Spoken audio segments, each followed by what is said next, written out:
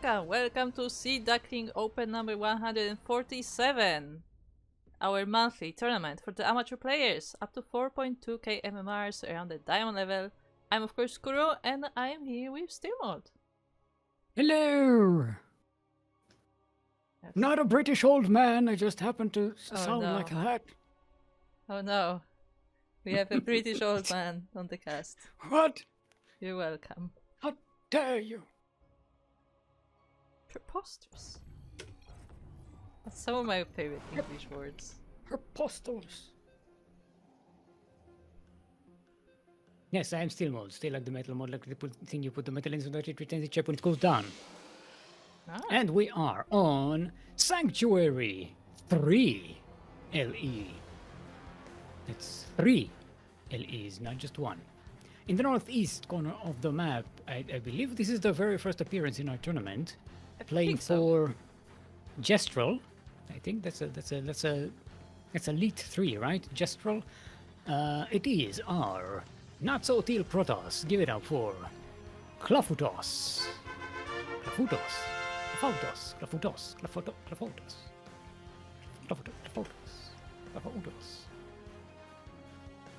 Okay, I'm so distracted by the music right now. I am actually like vibing because it's like this really epic song. Oh, Anyway, across the map of Sanctuary 3, we have his opponent. It is the orange Zerg player representing Clan Devoid, of course. It is Sugarcoat the second.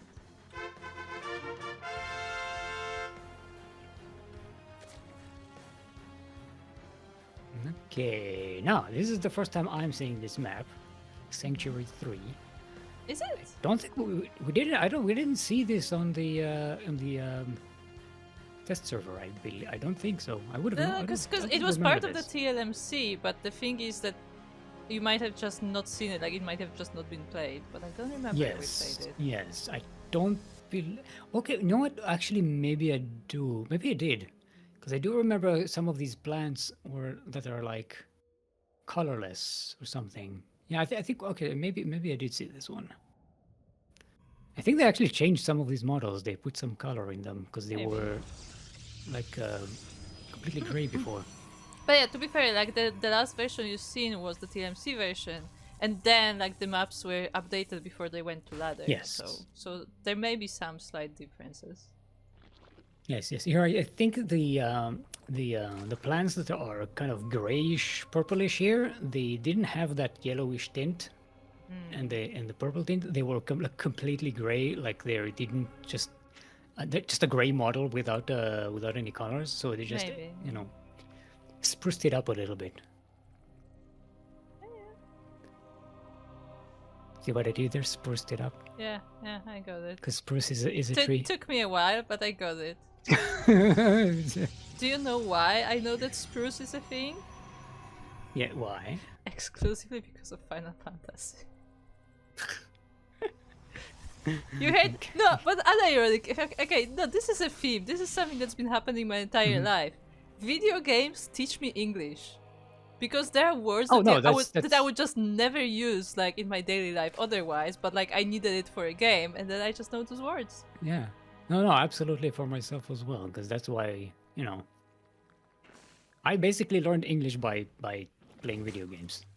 Yeah.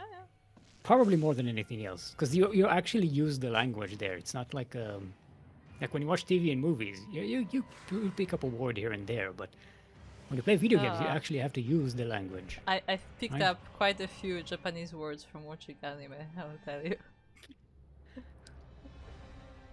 Well, yeah. They were random words, but like they appeared often enough that I just remember. Yeah. Alright, we have clafoutis going with a couple of adepts sneaking in here, trying to catch some workers. Gonna catch a couple of them, 3 of them actually. No, 2. Get some Zerglings. Actually, both. No, but one adept managed to escape. Yeah, the other one died. I don't know what. Kind of worth it. Got a good scout either way. Now the Oracle might come in and continue the job.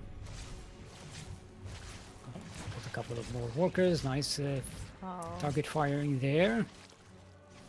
Making sure the energy doesn't get wasted on the queens. 6 workers and the Oracle gets away. That's the damage you want to see. And now Sugarcoat is very economically behind now.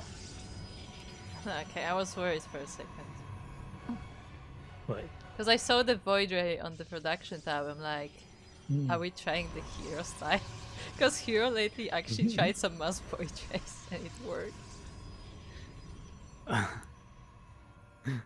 This was just a single Void Ray. I mean, mass Void Ray against Zerglings would not necessarily go very well. But they kill the buildings very fast, let me tell you. Alright, Zergling should be able to deny. Oh, no, the Oracle. The Oracle is just about out of energy. Sugarcoat doesn't know it. Oh. Okay, the Oracle. Yeah, it's out of energy. Sugarcoat can actually deny this. Yeah, I think Sugarcoat has realized this and just like, testing out. But yeah, you can totally do it. Doesn't commit. Okay, okay. Oh, did the Oracle get an energy boost or something? Where did it get all this energy to activate the thingy? Wait, I think it's the recharge, no? But okay, this is something that I've been. But what's the range on the recharge? Yeah, that's what I was gonna say. Like I am always confused about the range on the recharge, like how far you can actually do it. Oh, we have glaives coming next. Yes.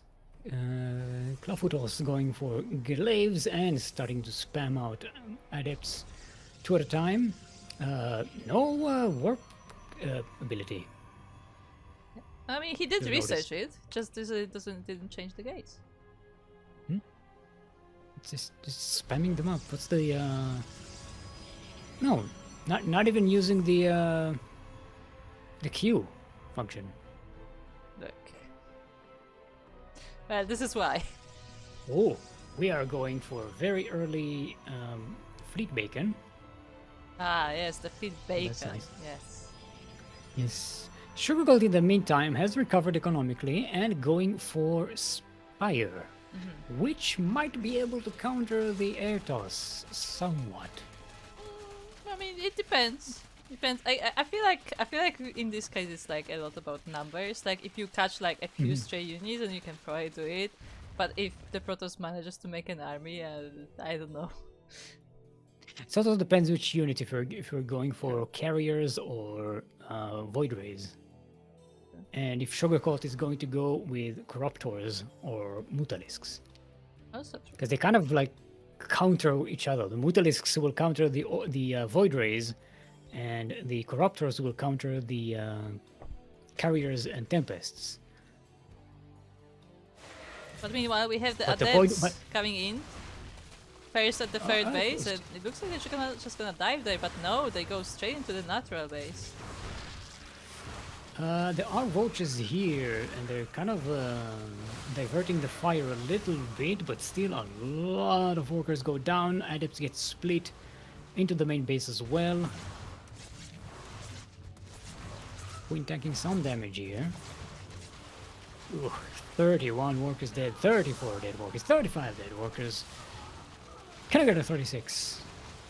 Yeah, the adepts are slowly getting cleaned up, but so many workers have been lost, and also clafoutis did see the mutas coming out, so get prepared for that. Thankfully for Sugarcoat, clafoutis is going with a mothership rather than any kind of air toss situation, so the Mutalisks might actually be a good choice here against the Adepts and Charge Lots that clafoutis is going to have. In combination with the Roaches, that could work really well. Mutalisks taking care of the Void Ray, which is the biggest damage dealer against these Roaches. Ooh, nice status though. Yeah, great stasis. Freezing half the army of Sugarcoat, but there's still enough to keep on pushing. Maybe not for long though. The mothership is helping actually. Is the mothership not turning everything usable anymore? No, it's an ability now. It's a skill you have to use. It's not a permanent thing. Do you have to research it, or is it No, like... no. You just have it. It's actually been, I think, like a while, like before the PTR. They just made it an ability you actually have to use. So it's like a cooldown thingy? Yes.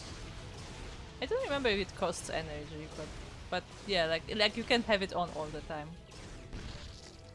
Doesn't look like the mothership has energy. Yeah, mothership doesn't have energy, so I guess it's just cooldown straight up. Okay.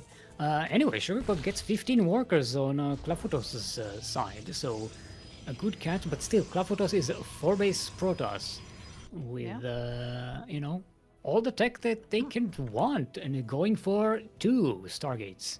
2 extra Stargates, so it's going to be 3 Stargates producing at a time. clafoutis committing to the air toss. Does have the economy to sustain that. The Mutas once again dive in this time for the third base, and they will catch quite a few probes, but there are stalkers there to fend them off. This is a good move by Sugarcoat. Sugarcoat really needs to cripple the Protoss economy right now, because clafoutis is going for a very economy-hungry composition on 3 Stargates.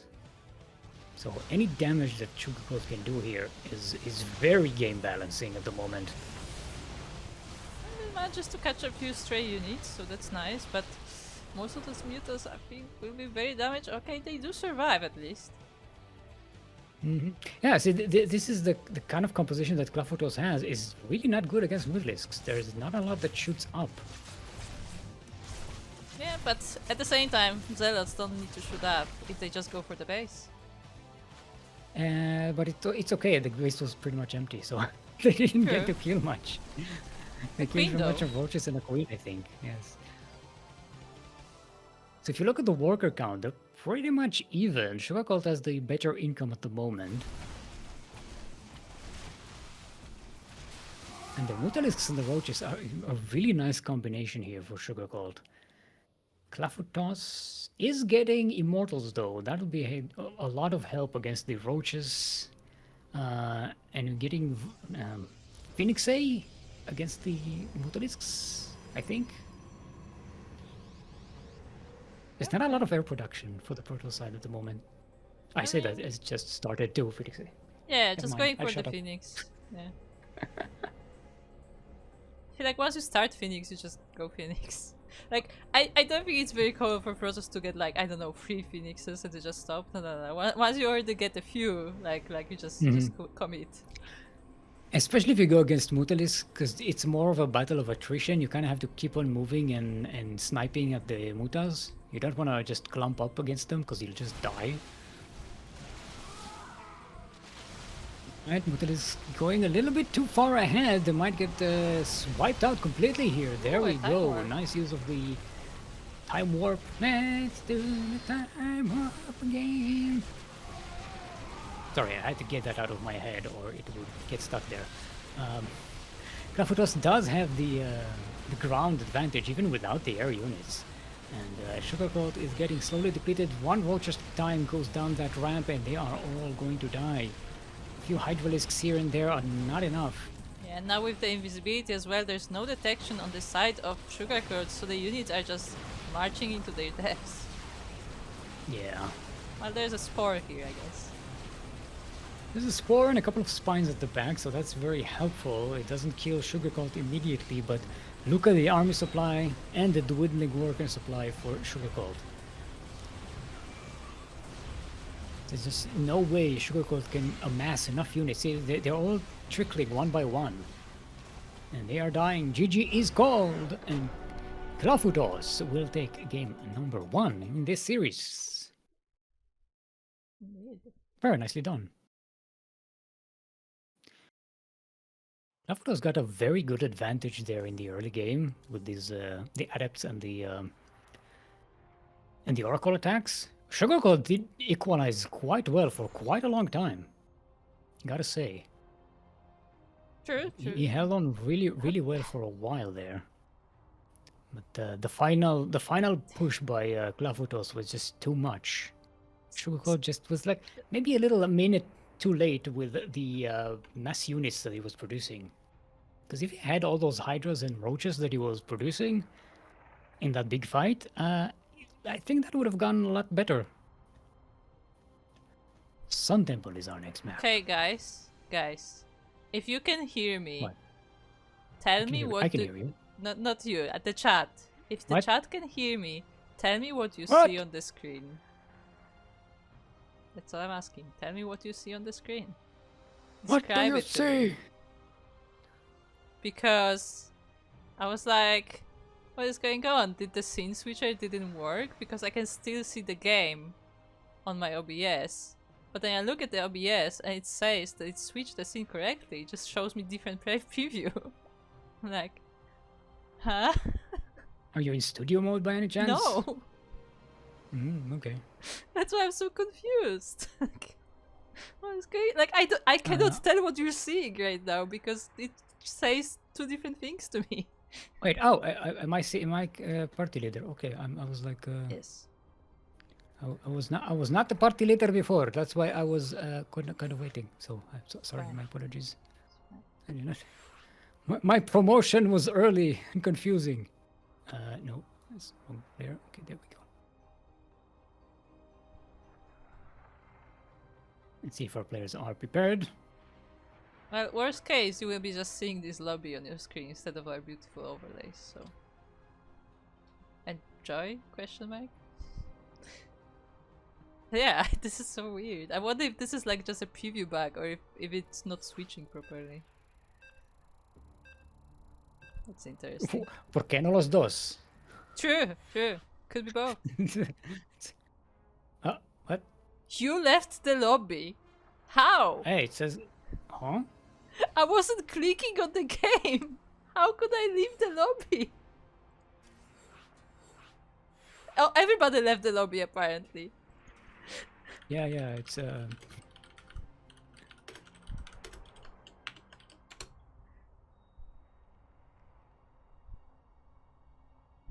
What is going on today? Okay. Okay, let's start before we get derailed again.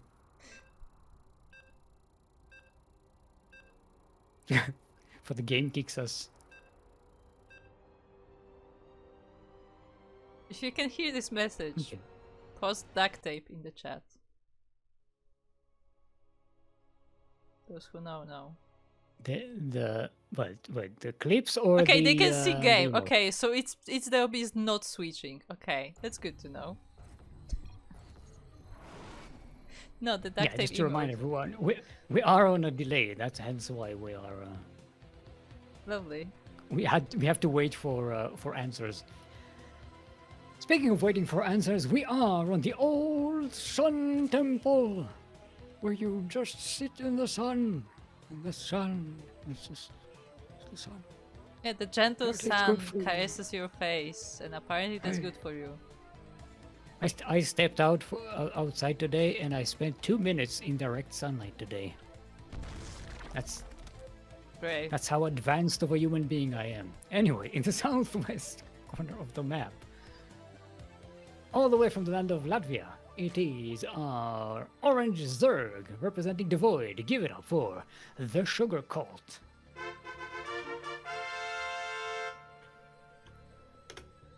And across the map we have his opponent. It is the light blue or teal Protoss player representing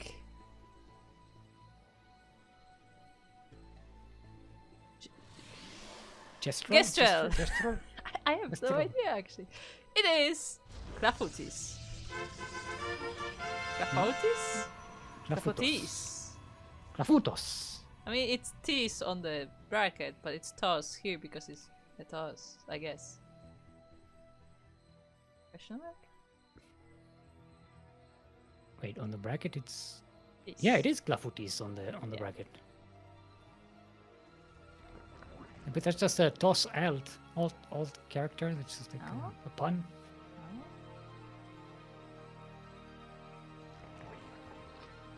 Maybe the other one is like a Clafuzerg and Yeah, maybe. Clafuteran.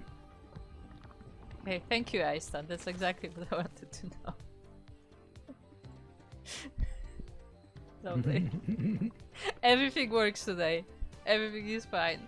Don't worry about it. Perfect production. Perfect.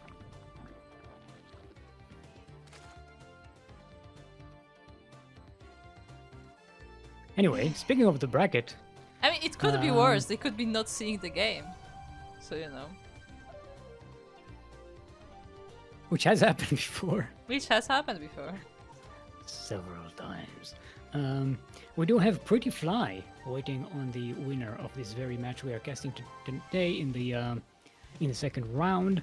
We have Ragnar going up against Mizenhauer. Mizenhauer is back, everybody. Yeah.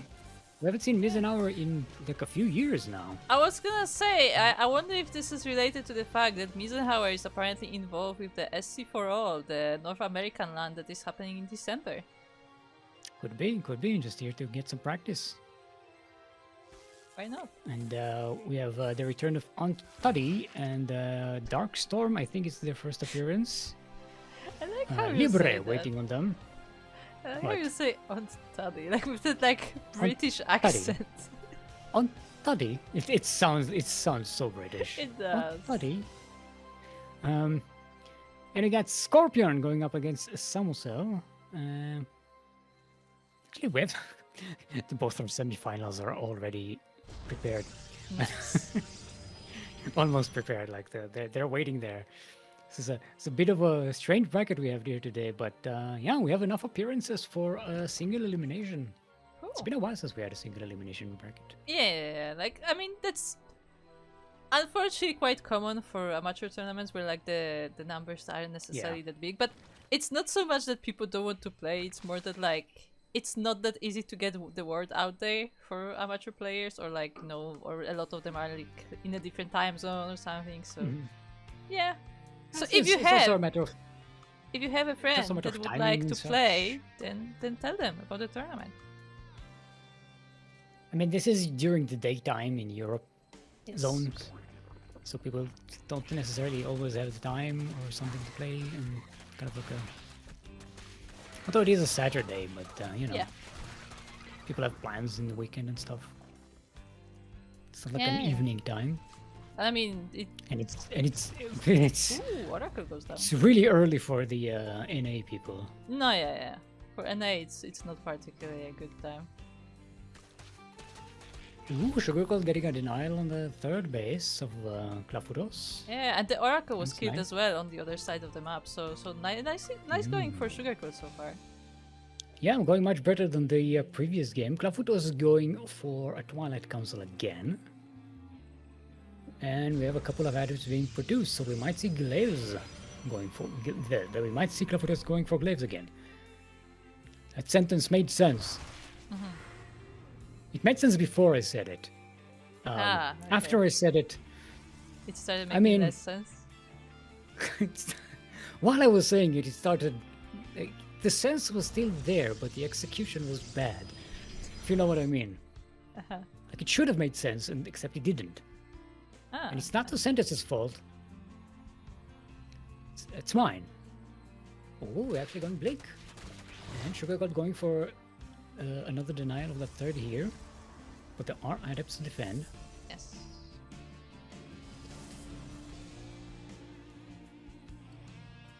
So we're starting to see a little bit of slight variations between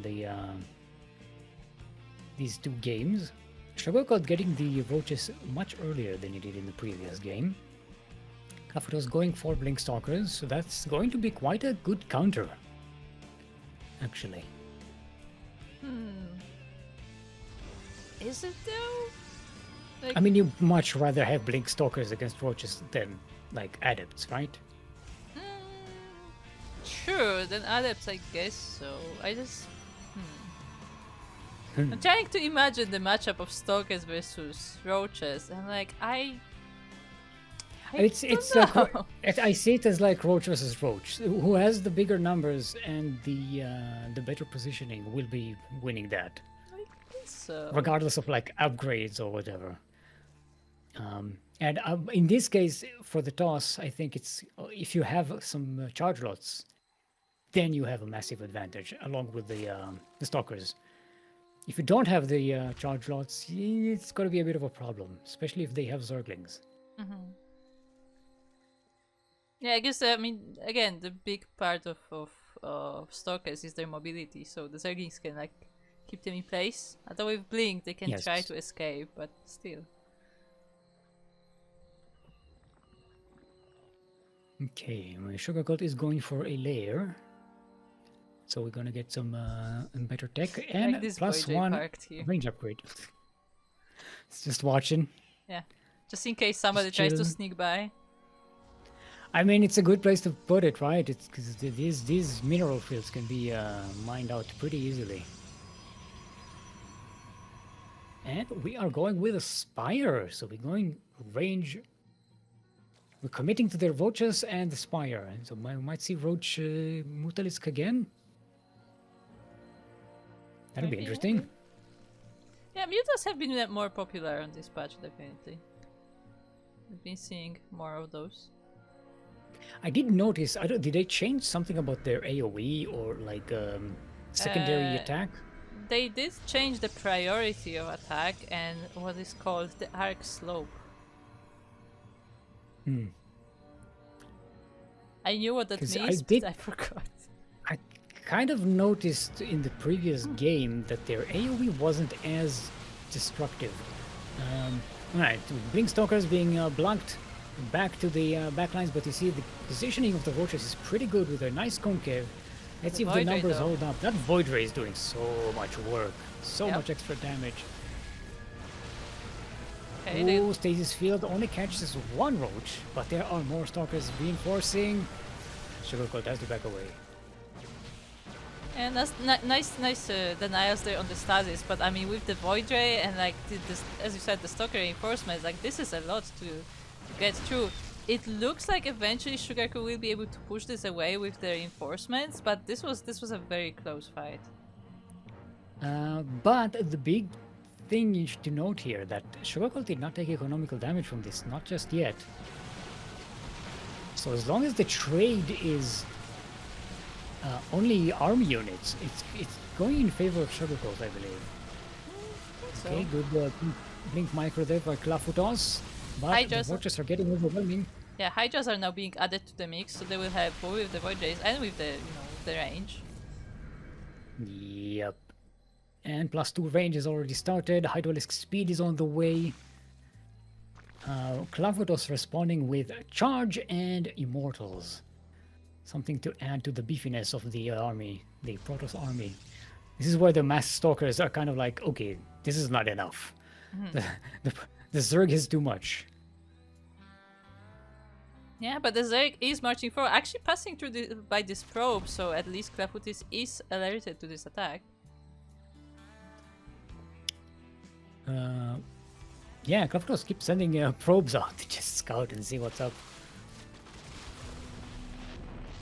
Okay, shooting the rocks there. Sugarcold circling around. Could actually catch this army in a fantastic flank here.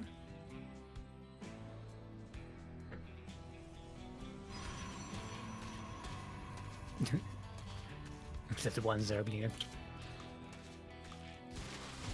Oh, this is not a big Stalker army. This Roach Hydra will be able to defeat it quite easily. But they are immortals. clafoutis is trying to bait Sugarcold back. Now the immortals are at the back there. They're quite safe behind those buildings. Actually, they're not behind the buildings anymore. But with the Roaches at the front and the Hydraulics at the back, this is a lot of firepower for Sugarcold. Yeah, but the Roaches are starting to die out, and the Hydras alone will maybe have a bit harder time, although there's only one Immortal left and the Stalkers are starting to fall. See, the thing about Hydralisks, they're kind of class cannons in this situation. They're not as beefy as the Roaches, but they do so much DPS. Yeah. So if they're still alive and the Roaches are dead, you still have all that DPS. Yeah, and the numbers are just on the side of Sugarcold here. The Voiders go down, the Stalkers go down, the Zerg is starting to break into the natural base, but another Immortal did pop up, but there are reinforcements from the Zerg that now arriving. Yeah, look at the map. There's streams of reinforcements marching across the map. Sugarcoat cycling the Hydralisks again, putting them at the back and the Roaches at the front. Did lose quite a lot of Hydralisks in this, but there we go. GG is called. Sugarcoat will even up the score. We have ourselves a sideways 1-1. And my scenes are still not switching. Okay. What is going on? Scene switcher, please. I may have to just restart OBS because the scenes are just not switching. Okay, guys. Hold on tight. We will be back with regular scheduled programming soon. TM. Soon TM. And welcome back. Hopefully you can see us and hear us. Well, not see us, but see the game. Yes, we are in game number 3 of this series. I just looked at my webcam in a panicked mode. I was like, everything can see us? No. Thanks for scaring me, Krupp. You're welcome. Now you're awake. Anyway, welcome everyone to Rorschach. The map that is not stuck here with us. We are stuck here with it. We're in the northwest corner of the map. Currently sideways 1-1 in this series. All the way from the land of Latvia. Representing the void. Our orange Zerg is in fact the Sugarcoat. Why is the map stuck? When? It's not stuck. And across the map we have his opponent. It is the light blue or teal Protoss player. Representing the clan Gestrel? If anybody knows what that means, feel free to let us know. It is clafoutis.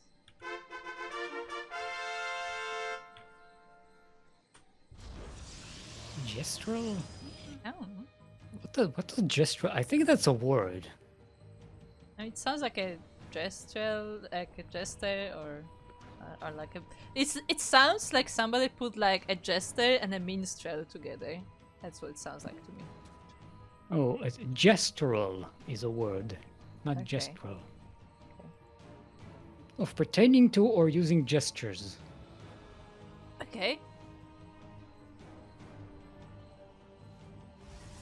Oh, okay. Gestrals are humanoid beings in Clair Obscure Expedition 33. Okay. So it's a video game reference. Okay, fair enough.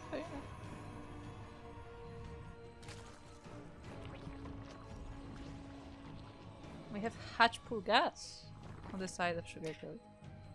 By the way, are we still starting with 8 workers? Yes. Okay.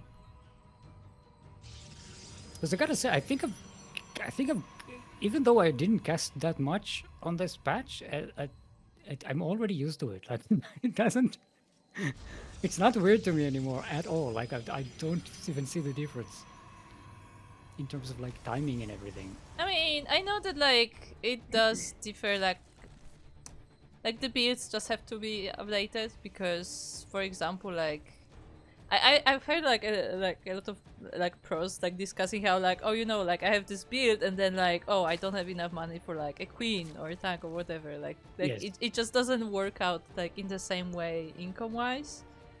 But yes. I mean, yeah, it's just like it's a matter of like making different builds, I guess.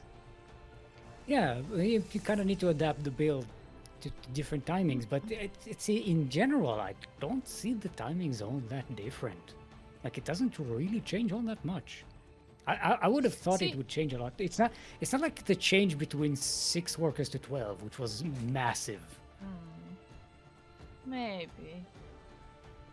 See, the thing is more like it's difficult to measure because we didn't just get the worker change, but a bunch of other changes as well. So like it all affects like how things are played. So it's difficult to directly compare.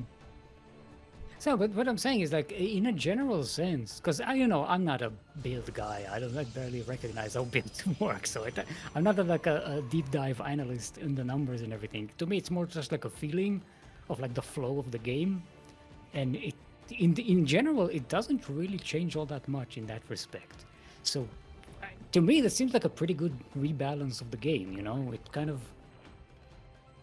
It changed things, but it didn't change the overall, like, tempo of the game, if you know what I mean.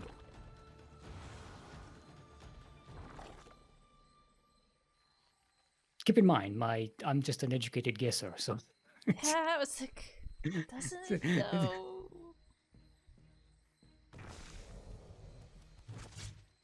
Anyway, we have an oracle coming in. There is a queen and a spore, so it should be safe enough. But does see the roach warren. Yeah, that's a good catch to see. Clafoutis so far really hasn't gone for something that much different. We do have the Stargate, but we don't see the Twilight Council yet. Just a lot of extra gases. So maybe we... Oh, yes, I was sensing something different here. We are going straight into Fleet Bacon. 5-minute bacon. Early morning bacon. Alright, Ducklings come in. The oracles. Now we have 2 oracles defending that third. Clafoutis is like, no, I'm done with you harassing my third. Shut this down. The oracles, the adepts, like you're not getting into this base. Yeah. Like we stand here together. Okay, so Sugargold doesn't get the delays that I wanted. Ooh, she doesn't get the queen. Yeah.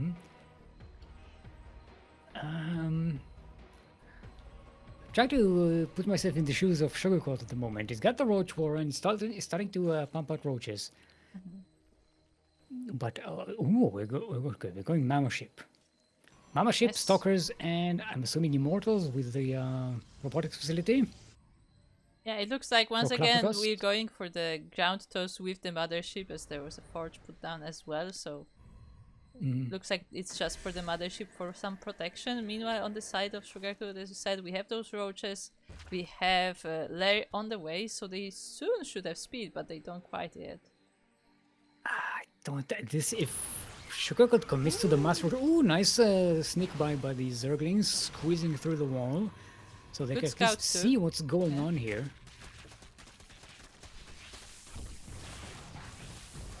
They are starting to march on workers, which is nice. You're not going to get a lot of them, though. So that's a problem. But it did scout the all the tech buildings for the Protoss. Going straight for a Spire now. And a 4th base. Yeah, all the way in the top. It's very disconnected from the rest of the bases. It's a bit of a ninja base, you know, that far. I mean, especially for a Zerg, when you kind of want everything connected with creep. But it is in the line. Like when you expand in the line, I guess this one is the next in the line. Yes.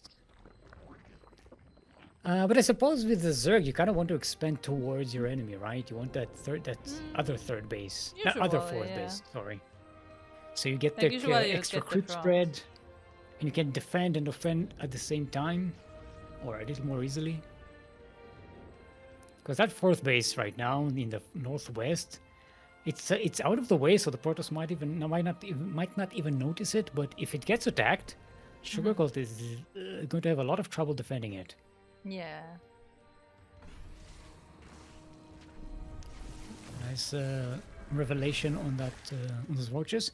Ooh, catching those crypt rumors is important. This is disconnecting the 3rd base and the natural for Sugarcoat. Although there is a lot of crypt rumors here.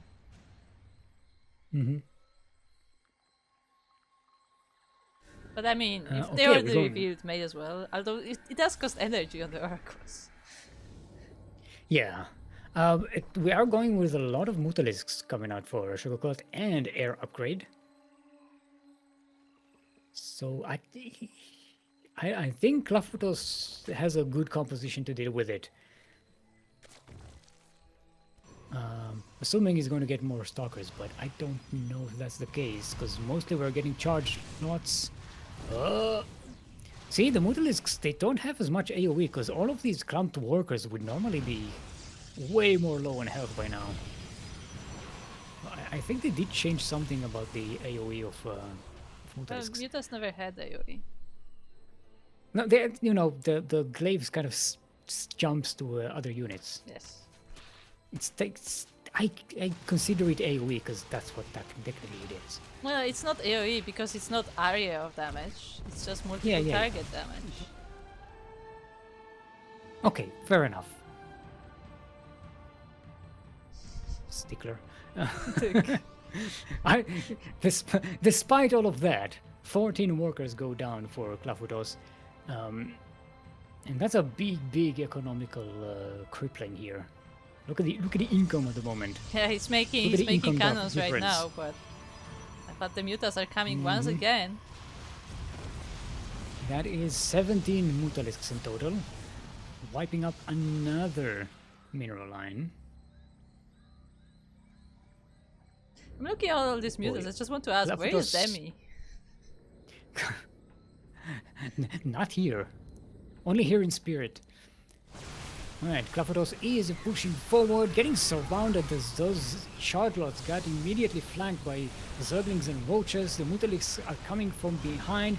They're going to snipe out that mothership, and everything on the ground for the Protoss is going to go down, I think. I don't think this is enough here. GG is cold and sugar cold. With the reverse sweep, we'll take the series 2-1. Very nicely done there by both players. That was a fine series to start on. Yeah, indeed.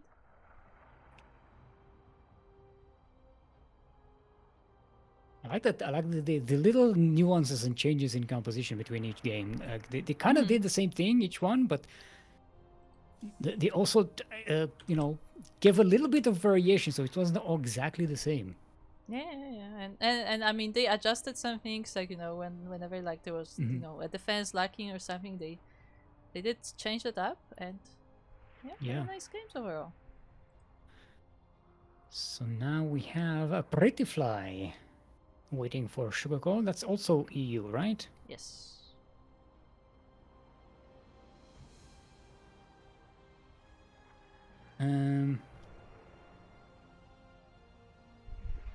Shall we ping him on Discord?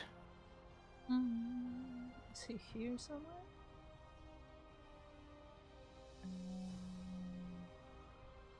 Let's check one of my many channels. No, I don't see him.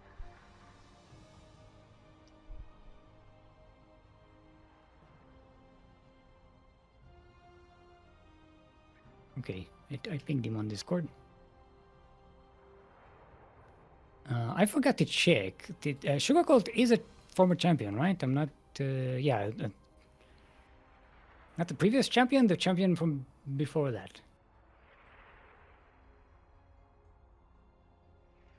Right? You won 145. It's still 145. The current reigning champion, Falling Ninja, has not appeared. Yeah, he was a royal roader, no? Yes, it was a royal roader.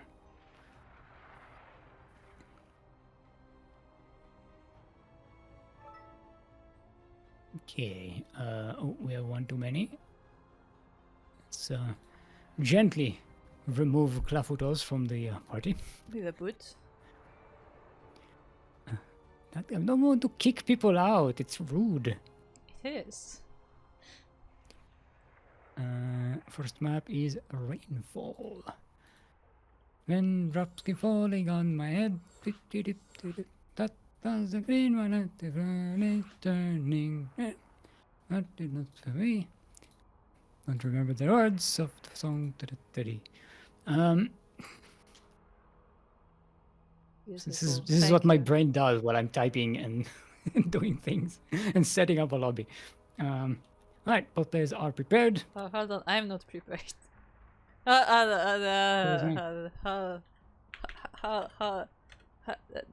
Okay, I guess. Okay, you can go. It's fine.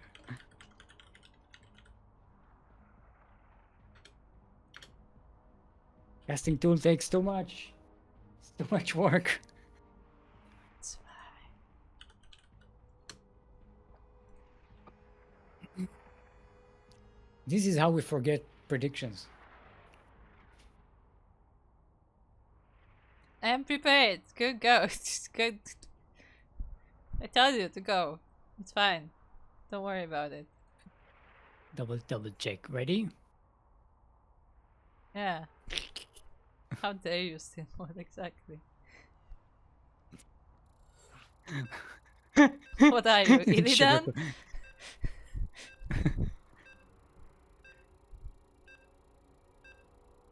I'm sorry.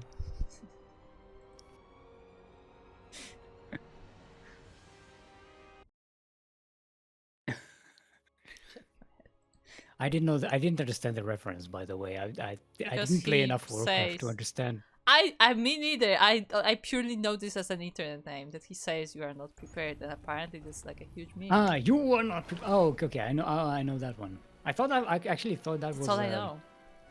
I thought that was Zertul for some reason. Maybe it's the same voice actor or something. I don't know. I mean, I wouldn't be surprised. Anyway, welcome everyone to Raindrops Keep Falling on My Head. That doesn't mean my ass is returning. Cry's not for me. In the southeast corner of the map. All the Templars say is PrettyFly for a Kali. It is our pink Protoss. Give it up for PrettyFly.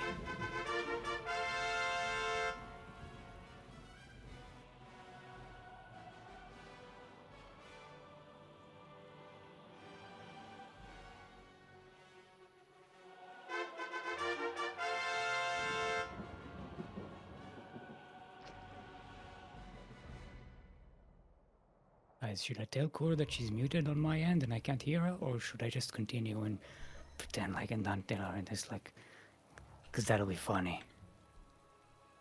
Chat, let me know. I'm like, is she going to do the intro? And then they're like zooming in. I'm like, oh, something is wrong here. Did you do predictions, by the way? Do you want to do the stream? You just do it, no? I can just give you the scenes. Just end it all.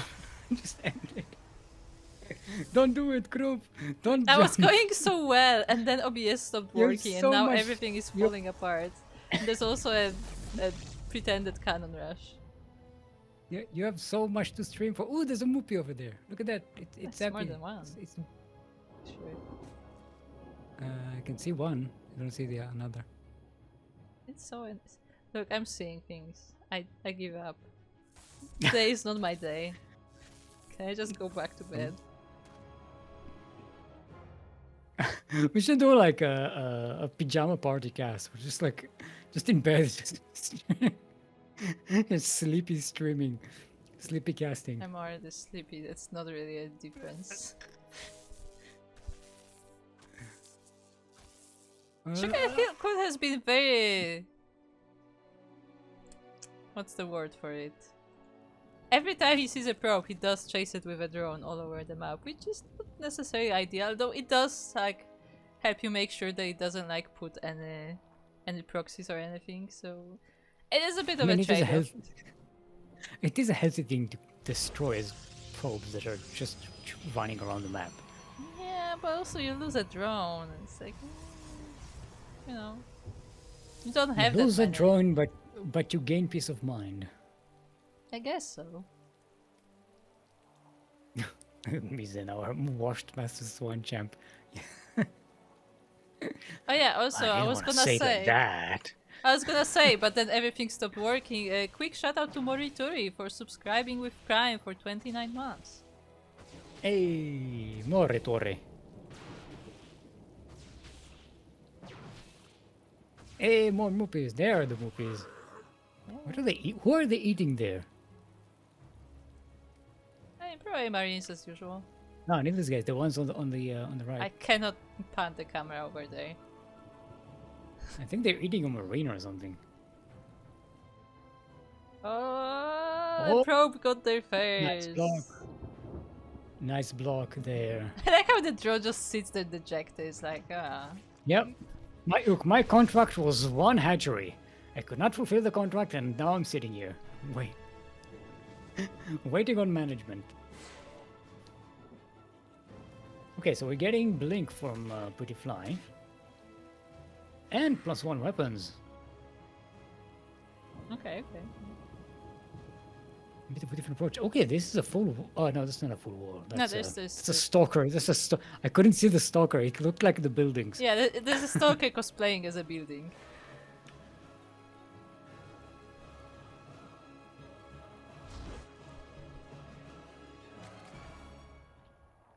Once again, we have roaches on the way for sugar coat. We'll see if we're gonna go into hydras from there. PrettyFly exploding gateways a little bit. Okay, okay. Not super crazy, but significant. Get I 5 mean, gateways on the way on 5 one is pretty pylon, good. which is always fun.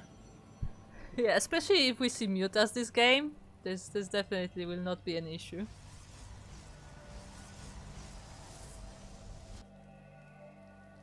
To be fair, the main wall is also only on one pylon. PrettyFly is living on the edge there.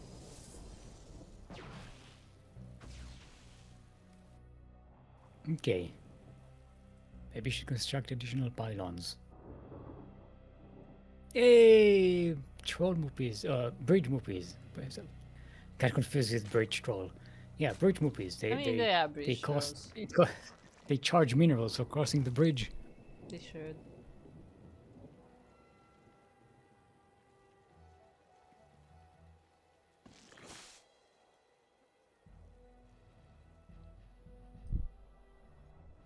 Okay.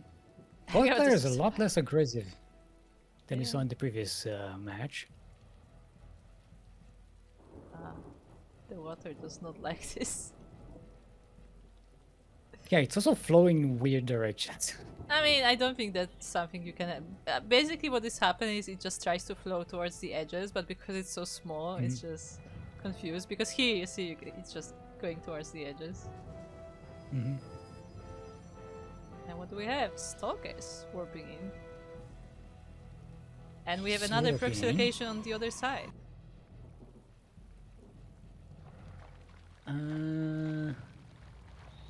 Sugarcoat should have enough to deal with this, I think. Maybe not here, but if he waits for reinforcements, maybe stands a chance. Okay, a decent concave by the Zerg here, but the Blink Stalkers are blanked expertly, and more reinforcements are coming in.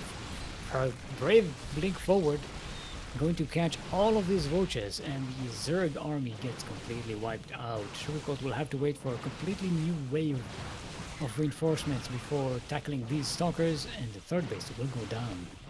Yeah, I mean, PrettyFly just has the numbers. The Zergis will now go in, but as long as the stalkers don't get surrounded for too long, they should be able to deal with this with the Blink.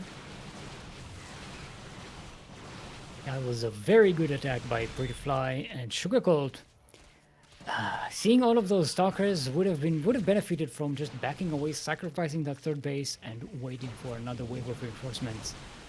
But yeah, Thing is, that was just too many stalkers at the same time. yeah, but the thing is, like, he can only really reinforce in Zerglings because he doesn't have that much gas. Like, he's making more roaches, but they come in small numbers, and it's not quite enough. GG is cold, and PrettyFly will be taking game number 1. You think of it this way: you had a clump of roaches and like a ravager, and the reinforcement was like 24 Zerglings, right? Imagine if all of those forces were together rather than separately. Maybe. Now you can deal with that amount of stalkers. I feel like it still Or would at least have force enough, or but it at would least be... force them back. Yeah, it would probably like help.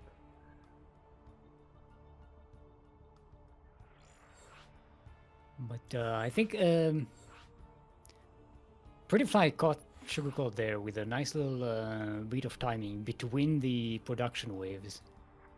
And with the warping pylon, bringing in reinforcements, making sure that PrettyFly always had the numbers advantage.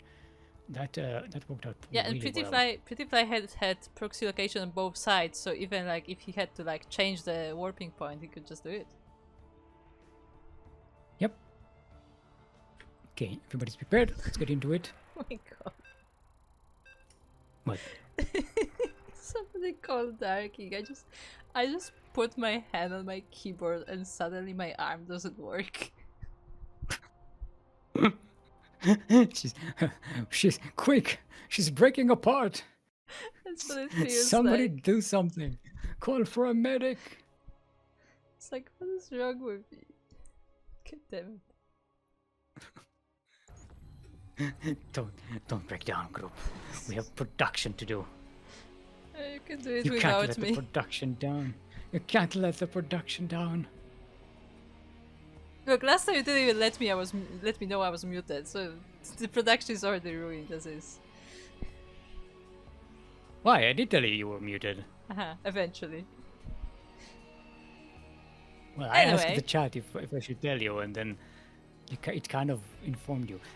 We are on Old Sun Temple, which is very different than the new Sun Temple. Yeah, all those new Sun Temples, like all those new Sun Temples with newfangled things. They don't even have the sun, you know? It's just a giant lamp that they use. It's like a UV lamp. It's all fake. It's fake news. It's all these damn TikToks. In the southeast corner of the map. It is our pink Protoss. All the Templars say is PrettyFly for Akali. It is PrettyFly.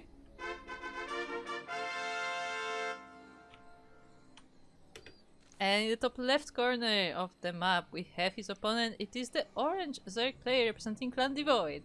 It is Sugarcoat, the second. Not the first. Not the first. Actually, no, this is the first. This is not the second. Do you think the NA one this is the second? original? This is the original in Europe. He plays the original. OG. Original flavor. That's the one with the real sugar. The second is the one with the corn syrup replacement. Okay. Trying to think if they use corn syrup at all here, and I don't think they do.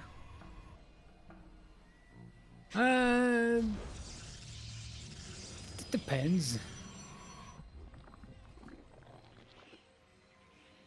To think if I ever like read corn syrup on a Polish product, and I don't think I have. Yeah, it's mostly like popular they have in other North America. things, but like I don't think corn syrup specific. I think it's also because corn syrup is a lot cheaper in the US, right? Yeah, it's produced locally. But there's not a lot of corn growing in Europe. Well, there is some, but definitely not to that scale. Not in the masses that you get in North America. Like industrial size, industrial level production. I mean, I have seen like huge fields of corn, but yeah, it's not like a common crop that you like grow. I'm pretty sure like the amount of like corn land in the US is the size of Poland at least. Probably. I mean, like, look, US is a big country. In terms of acreage. It's like like there's a lot of it. I know that in South America they also grow a lot of it as well. Yeah, but it's like more of like America's thing. The thing about South America corn is that they have like 20 different kinds at least. They also mostly grow for I know that they grow for oil. Okay. Not for sugar. So it's a different kind of production type thing. There was a big thing about let's say 15 years ago, where the big hope for motorized vehicles was vegetable oil operated vehicles, and that was a big craze. It didn't. Spoiler alert! It did not pan out. But at the time, everyone thought it was going to be the great. Everyone thought it was going. Not everyone. Enough people thought it was going to be the next great big thing, so they just started farming a fuck ton of corn just to make into vegetable oil. For, meta upgrades. Ooh, that's a bit of a twist here. Yeah. Sugarcoat maybe going for a serious mid-game Zergling rush, or like early mid-game, or going like for Links first and maybe switching to Link by Muta after the classic. Yeah, right. It could be for the Banes. It could be for the Banes also benefit from that or just Link upgrade quite a lot. Just keep the base. Slings. I mean, with this upgrade, Banes can just kill workers right in one hit, which they can't do without the upgrade. We'll find out because PrettyFly is going for attack upgrades of his own with the blink. So I guess we're gonna see blink stalkers again. 6 gateways being made right now. 7 gateways being made right now. Ooh. Is it a gateway explosion if all the gateways are in different location? Like if when the Protoss just make 7 gateways all like next to each other, we call it a gateway explosion. But if they're not next to each other, is it a gateway explosion? Isn't just an explosion just in terms of like number? Just like, you know, I don't know. That's what I'm asking. Is it like a geographical term or an economical one? I think it's economical. Also, this is. Oh, this is saved by the Shieldbat? No, Shieldbat, you cannot outheal this. Yeah, no, there's a lot of Ducklings coming in. +1 is about to finish as well. And without this, there are no Stalkers or Adepts to be made. It's only Zealots from now on for PrettyFly. Yeah, there's no other production. There are only gateways, so it's not like you can make some other units. They're squeezing in. Sugarcult is running out of Zerglings, but this delays the Protoss tech here. They just can't do anything. Sugarcult making 18 more Zerglings. Larry's about to finish. Yeah. Can you get... You need Hive for adrenal glands, right? Yes. Yes, okay. So I thought for a second maybe we can get like adrenal glands now, but then I was like, no, that's a late game thing. That would be way too powerful to get it 6 minutes into the game. That would be insane. Can you imagine speedlings with +1 and adrenal glands? I can imagine why. That would be a nightmare. Sounds good to me. For those who don't know, I love Link Fluffy, so yes. Don't tempt me. Don't tempt me with a good time. Don't threaten me with a good time. Huh? Oh, look how many nice links there are. Here. Can you get us around? Ooh, that's running. A lot of this army.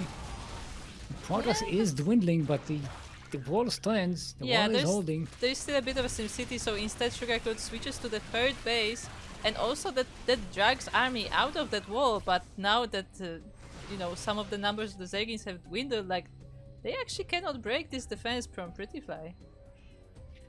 Look at the units lost tab. Ooh. Maybe I've been giving these Zerglings a little too much credit.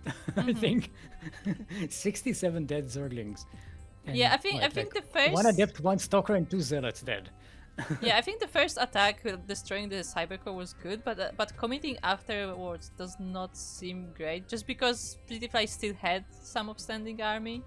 Yeah. So also, this wall with an extra shield battery is pretty powerful. Like, it's not an easy position to break. So. So maybe that was the point where Sugarcult should focus on transitioning instead, but it's hard to say. Banes. If you had like a few Banelings there just to bust them. To pass the wall? Oh, sorry. Maybe. Yeah.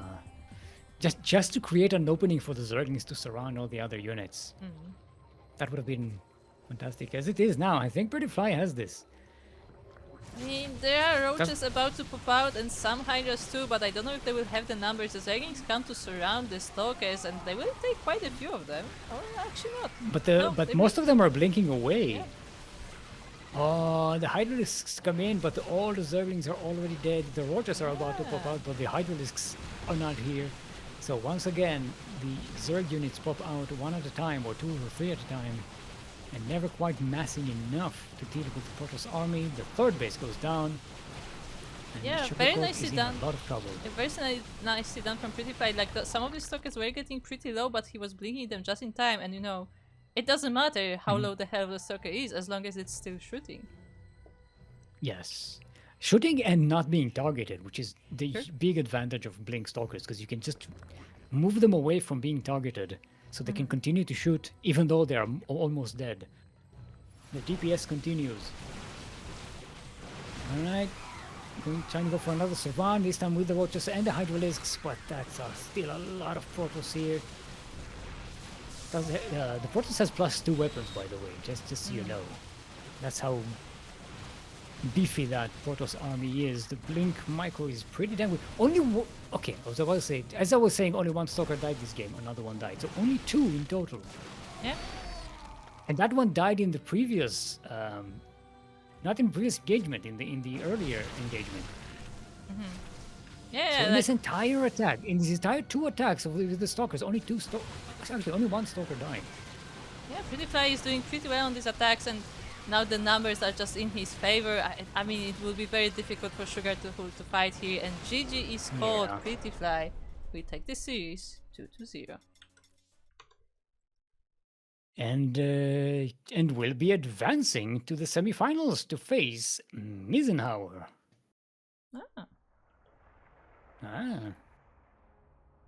Who is Mizenhauer is also EU, right?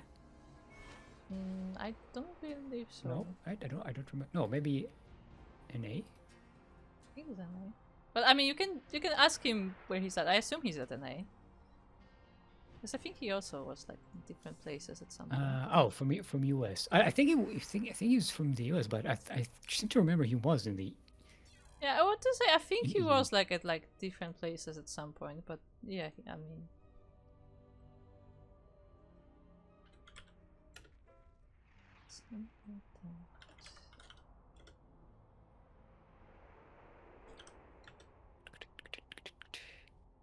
So for those who don't know, Mizenhauer is the ex Master Swan Open champion. I'm going to look at the thing.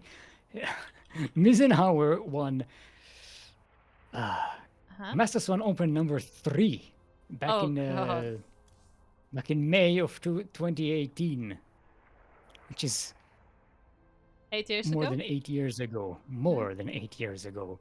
Yeah. It is more. Yeah. Oh boy. How time goes by.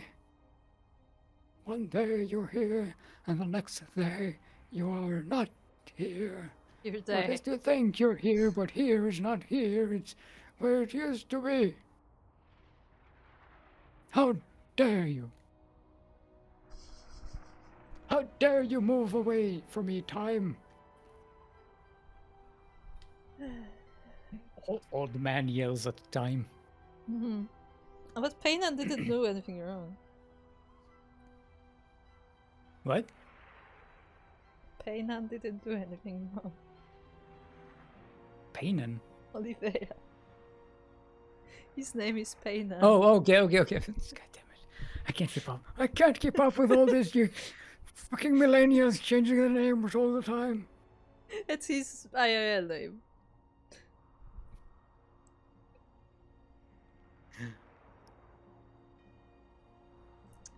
Anyway, if the players would like to be in the Ducklings chat on NA, that would be very nice.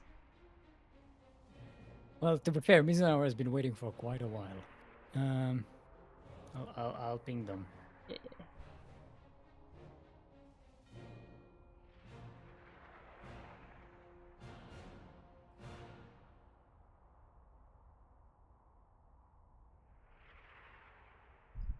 All right.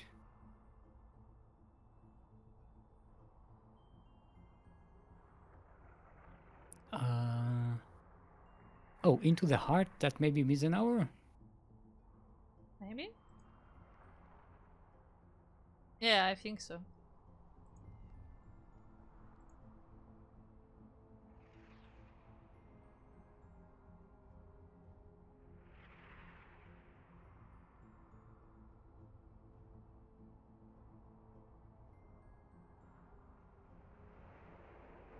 Okay, let's just make sure.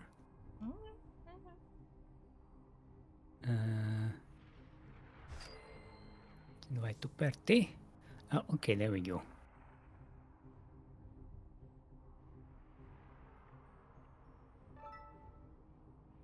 This account hasn't been used in like 6 years, yes.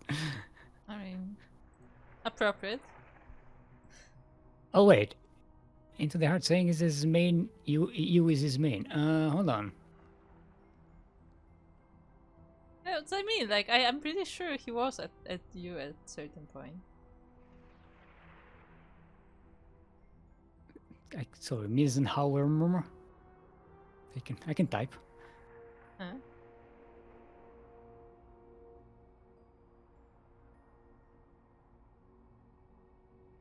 It's just double checking.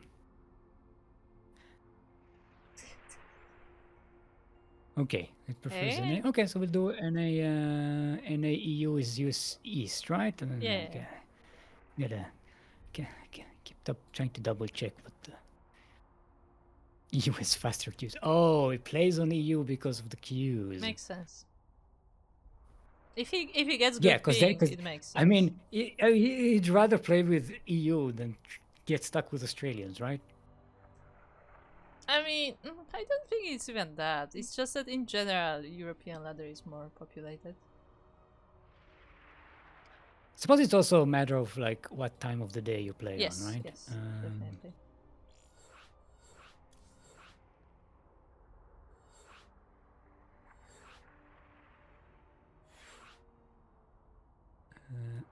Okay, let's set this up, set this up, set this up. Double check the map. Yep, good.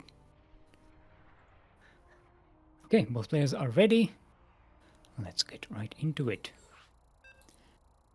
Want to say Aunt Tuddy played them on ladder a year or so ago. The cheeky bugger.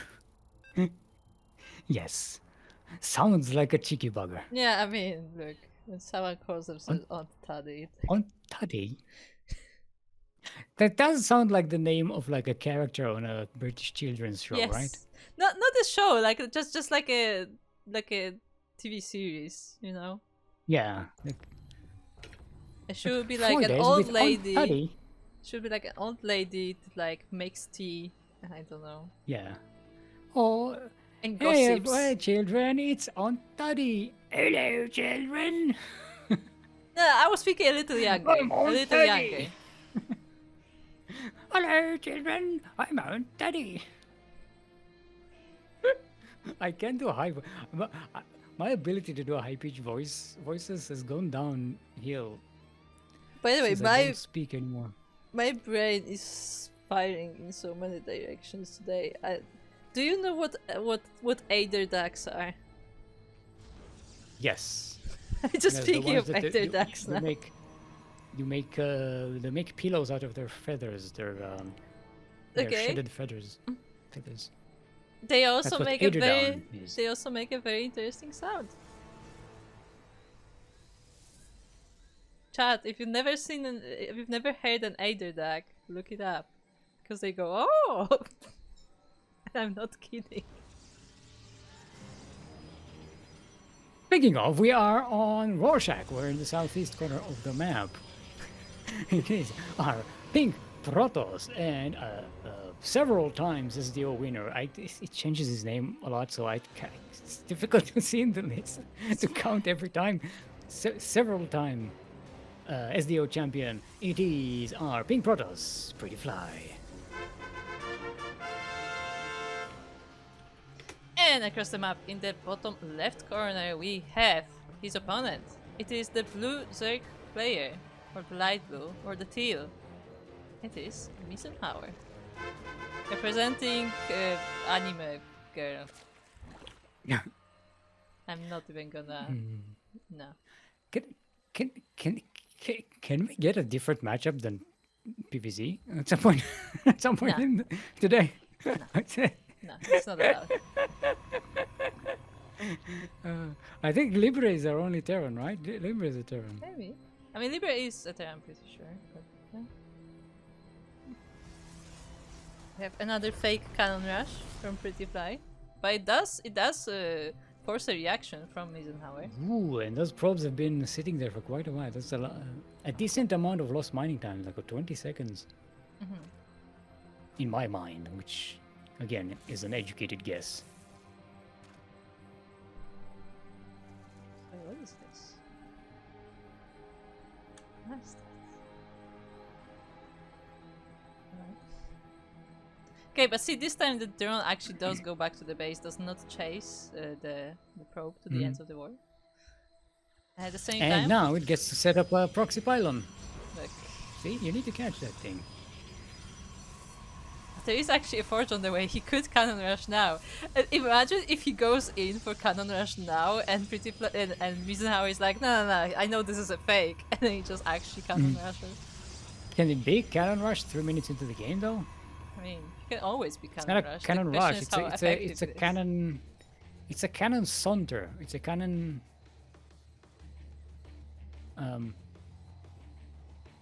The thing is, a Mizenhauer word for probably wouldn't get caught with that anyway because he has that overlord. Yeah. But it would be funny. It's kind of how you go for a late Link play. It's like because they wouldn't expect Links at this time. This wall is completely a wall. Yep. This is fully walled in, and he's going for blinks. Maybe he will just like blink the stalkers out of the base, or he will just straight up warp them across the map. I'm guessing that's what that probe over there is for. Although, I think didn't it cancel it? I think it was trying to make a pylon and cancelled it. No, or did it just never get to make it? Maybe he needed the cash. Mizenhauer Yeah, preparing he's the getting wall. more. Yeah. He's getting more pylons at home, so I don't know. I don't know what the. Or maybe no. And until you get warp gate, it's not really that. Yeah, there we go. There's the pylon over there. Okay. Yes, until you get warp gate, it really doesn't really have to be there. So why commit Sure. to having it there? Also, early in the game, like players tend to like count pylons and stuff. So like maybe to not raise suspicion, you just put the first pylons in base and like into the proxy later. Yeah, I think that's a smarter play here by PrettyFly. It looks like a pretty well-timed build here. It does look that way. Okay. Now, Mizenhauer is going with roaches, getting a bunch of upgrades right at the start. Hasn't even gotten one roach yet. But speed and +1 carapace and the attack are on the way.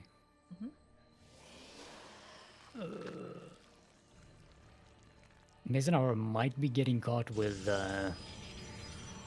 without enough roaches, because the numbers are going to be the big thing here, even with these upgrades. Against the mass stalkers with Blink? Yeah, that's the question, like how much the upgrades are gonna help, because I mean he's getting all of it. He's getting speed, but he's also getting both attack and carapace. Yeah, and PrettyFly is getting +1 attack for the stalkers, so their attack is going to be upgraded. Getting charges with. Okay, maybe it's not mass stalkers. Maybe it's stalkers and zealots and charge lots. I mean, for Kenolo's DOS, right? Yes. Mizenhauer scouting that northwestern corner of the map, but missing the army, and PrettyFly is moving freely in the northwest corner of the map. Mizenhauer sees this pylon here, but that's a bait pylon. That's not the proxy pylon. The thing is, PrettyFly's units are kind of disparate. They're not all over the place. They are all over the place, in fact. Yeah, but they are consolidating now at the third base of Mizenhauer. The roaches are moving in, though. Yeah, PrettyFly is about to get surrounded here, but more reinforcements are coming in. Mizenhauer still doesn't know that there's a reinforcing pylon on that corner there. The Blink Micro is pretty good. The Concave is okay for the roaches, but the roaches are dwindling. More are coming in though. The reinforcements from the Protoss are not coming in, and PrettyFly has to back away. The stalkers are getting low on health. No, there's the reinforcements with the Blink on the flank. This is going to be touch and go, but I don't know who's going to win this. They're both bringing in reinforcements. It looks like the Zerg is taking the upper hand here. Oh. Yeah, those reinforcements did go clutch for Mizenhauer as he was about to run out of units, but another wave of roaches did pop up. There is another small force of the Protoss on the bottom side of the map, but it's not quite as big as the previous one. And it's not really going into the Zerg base here. If it gets caught by the main army, this is going to get wiped out by the main army. This is way too small to go up against all these roaches and ravagers. Oh, and they're on move command. Ouch. They do manage to punch through though. PrettyFly really needs to consolidate all of these forces and make a stand at the wall, because the numbers advantage for Mizenhauer are way big. Much advantage. Lots of advantage. Oh, trying to come from the back towards the Ravagers, but the Roaches managed to surround them and the Zealots cannot quite get through. With that, GG is called. Mizenhauer takes game number 1. Yeah, with the upgrades and the big number of Roaches. And I think the fact that PrettyFly moved a little bit too early. I don't think he wanted to move just yet, because his stalkers were all over the place. They weren't all together in that first attack.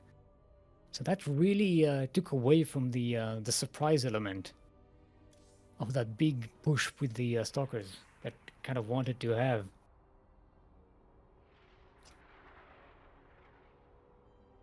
And Mizenhauer defending fantastically and then countering perfectly. That's how it goes. Guys, I'm so sorry, but we're just gonna stream like this today. I already restarted OBS once and it's doing it again. Oh, it's not switching? Yeah, it's just not switching the scenes. We're just forever on this scene. Can't you switch it manually? No. Hold on, I will try. No. I click on scenes. Oh, hold on, one of them works. Maybe I can reset. Okay. Okay, maybe I fixed it. I just had to click through like various scenes because it only switches specific ones. I don't know why. It never does that. Today it just decided to behavior. do it. Yeah. Like in like on the is going to be our next. Okay. Like on the list I can see that like it's on the correct scene. I can see the sources of the scene, but the preview is just something else. I'm like, okay.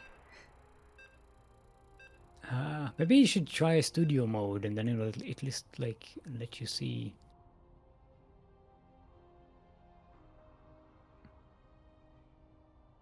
Not sure that would change anything though.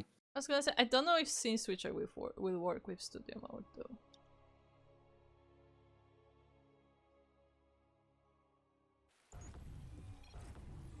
Well, anyway.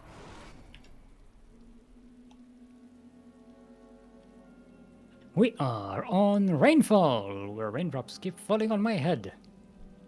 We're the northwest corner of the map. It is our pink Protoss and many times the old champion. Give it up for PrettyFly.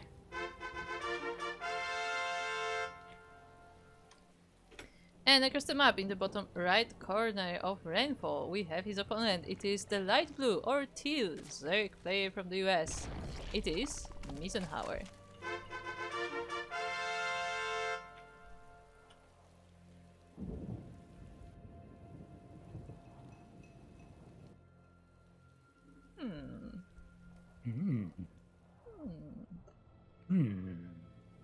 It's just a scout, don't worry about it. Hello, Moopies. Oh, it didn't pay. It went through the bridge and it didn't pay the toll.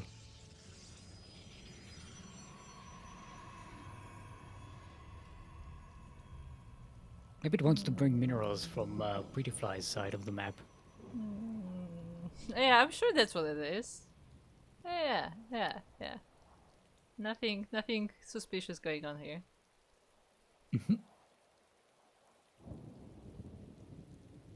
It's just a block. Nothing crazy. Normally this is a hatch block, but I guess Mizenhauer was more focused on expanding first. It's obstructing the view. Thank you, Aistan. Yes, OBS is obstructing the view today. Remember Blisk? I do remember Foxy Blisk. Hatchery every time. Yep.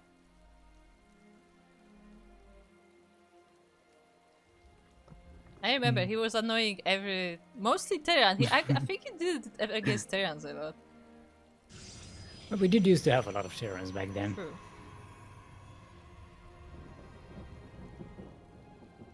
Hey, the drone actually survived.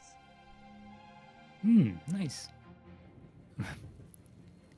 Like that Iceland got another first quacker out of the stream restart. But true.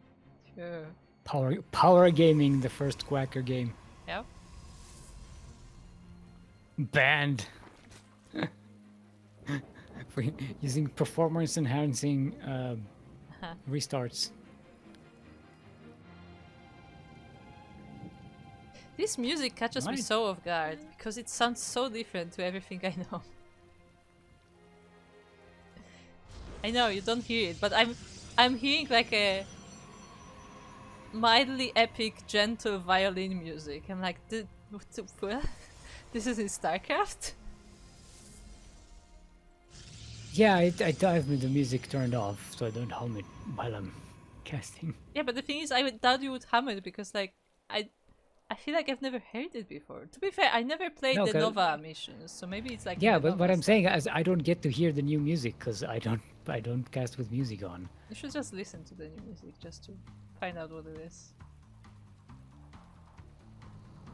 Is it music that was in the game before and they just added it, or is it just like completely new tracks? I mean, define new. Like apparently, like they added a bunch of music from the campaign that wasn't enabled for the PvP.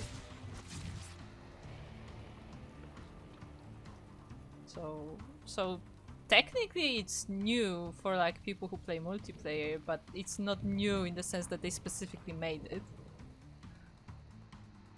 Fair enough. We do have a Twilight Council for PrettyFly. Live the depths. I think so. I mean, he went blink a lot of times. No blink. Okay. I thought maybe we'll get a change or something. Nah. Blink stalkers are pretty good. The blink stalkers. Yes. Taking a look at the map. There are a bunch of probes in different locations around Mizenhauer's bases. Not this one. This one just died. But we got some pylons positions. PrettyFly already set up a bunch of warping locations.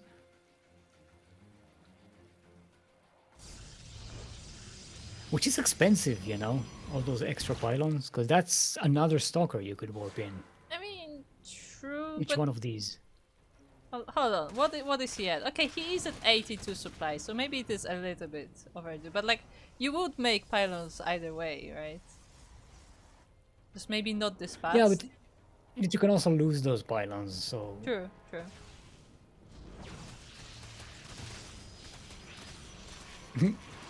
Like these are things trying, but there's like a shield battery and a stalker. And the shield battery has a lot of energy. It's been sitting there for a while. I mean, I feel like honestly it could be better to just attack the gateway at that point. Because you're not getting through that stalker anyway. Yeah. And there's a second stalker.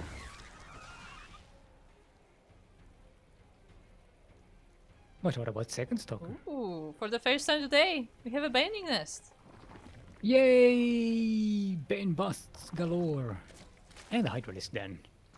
League Bane Hydra. Okay, I'm listening. Ooh, what year is this even? Hey, I still play League Bane Hydra, okay? Same question. What year is this? You're not exactly a good example for contemporary. No, I'm not a good example because I just play with the units that I like. Marauders and Marines without medivacs? What is this? Is this a wall? This is a wall, right? Or is this not a wall? It is. I think that's Stalker. I think this is a wall, right? I think the Stalker can actually walk through this. I'm not sure. I don't think the Stalker can because they have to destroy it. But I wonder if Zerglin can. I assume not, because otherwise they already would. But it just looks so. Oh my god! They just go in. Okay, it's not a wall. Regardless, it's not a wall anymore. And the Zerglings are in. Yeah, it just looks so unintuitive. Like, it looks like this would be a space they would squeeze through.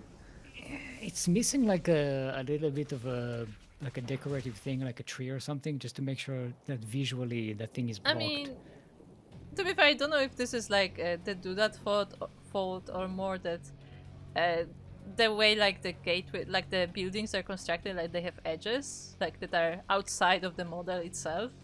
Mm-hmm. So I think they're like literally just like touching with the edge, with the corner. Yeah, but usually this is one of the details that gets that is checked in before the thing goes into ladder, right? So that those visual things are. Yeah, but I mean the fixed. They're building usually- itself, because you're not supposed to have the wall this far. So why would you test that? I mean, Like you can't test the do that for literally every position of a building. Yes. Yeah, no, yeah, you are correct. You are correct.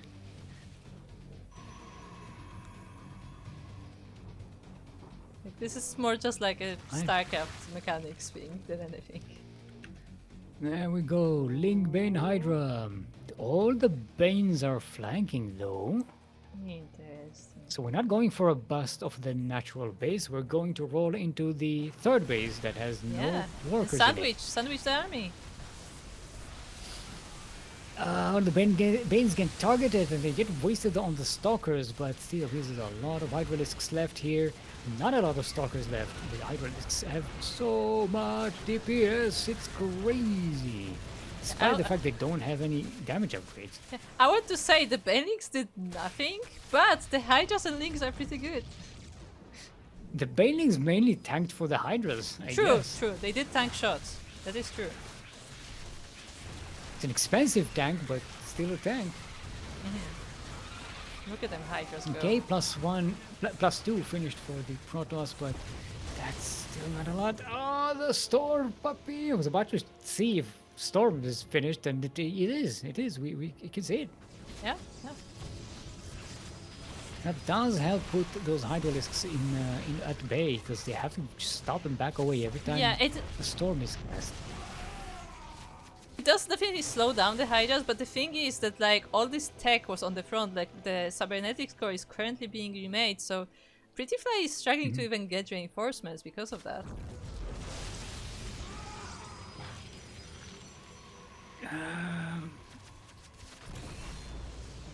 Yeah, this is over. Look at I just looked at the army supplies. Like, I know. It's no. like PrettyFly is buying time, but the problem is that like as he's buying time, Mizenhauer is also amassing a bigger army. So even if he's able to buy time, Mizenhauer has the numbers. Yeah. Is buying time, but it has nothing to do with that time because he can't make units. So it's buying time for nothing. And GG's I mean, it's buying time for both of them. That's the problem. And Mizenhauer takes the series 2-0. And will be our first finalist of the day, waiting on Libre and Scorpion, which will be our next series. Ah.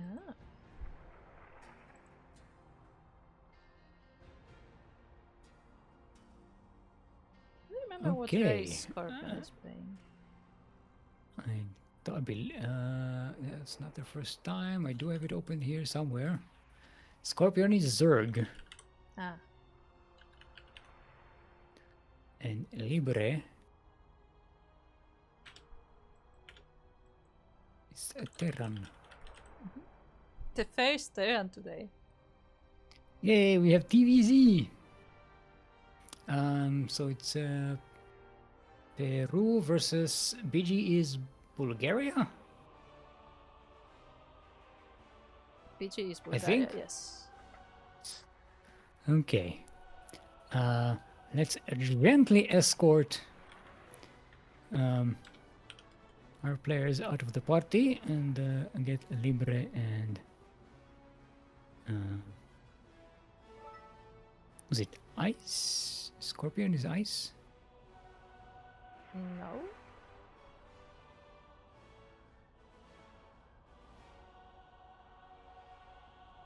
May not be in the chat right.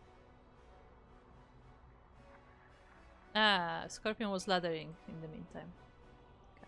Ah, okay.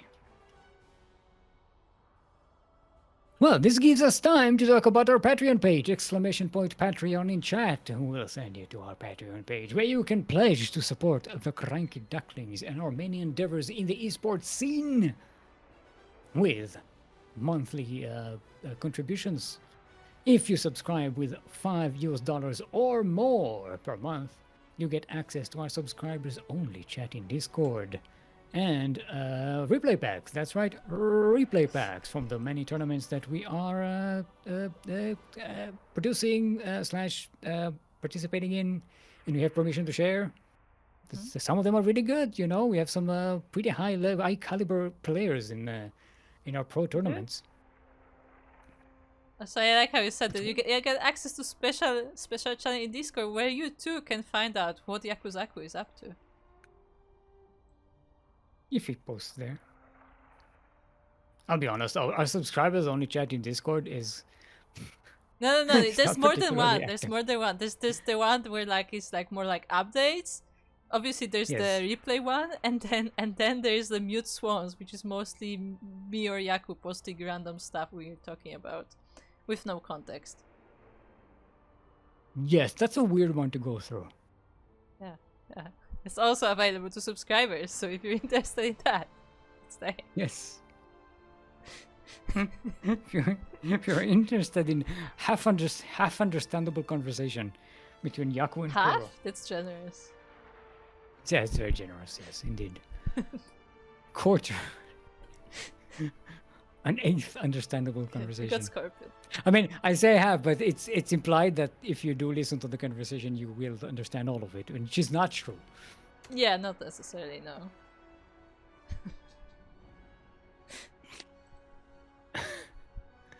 No, that's a misclick. Invite to party.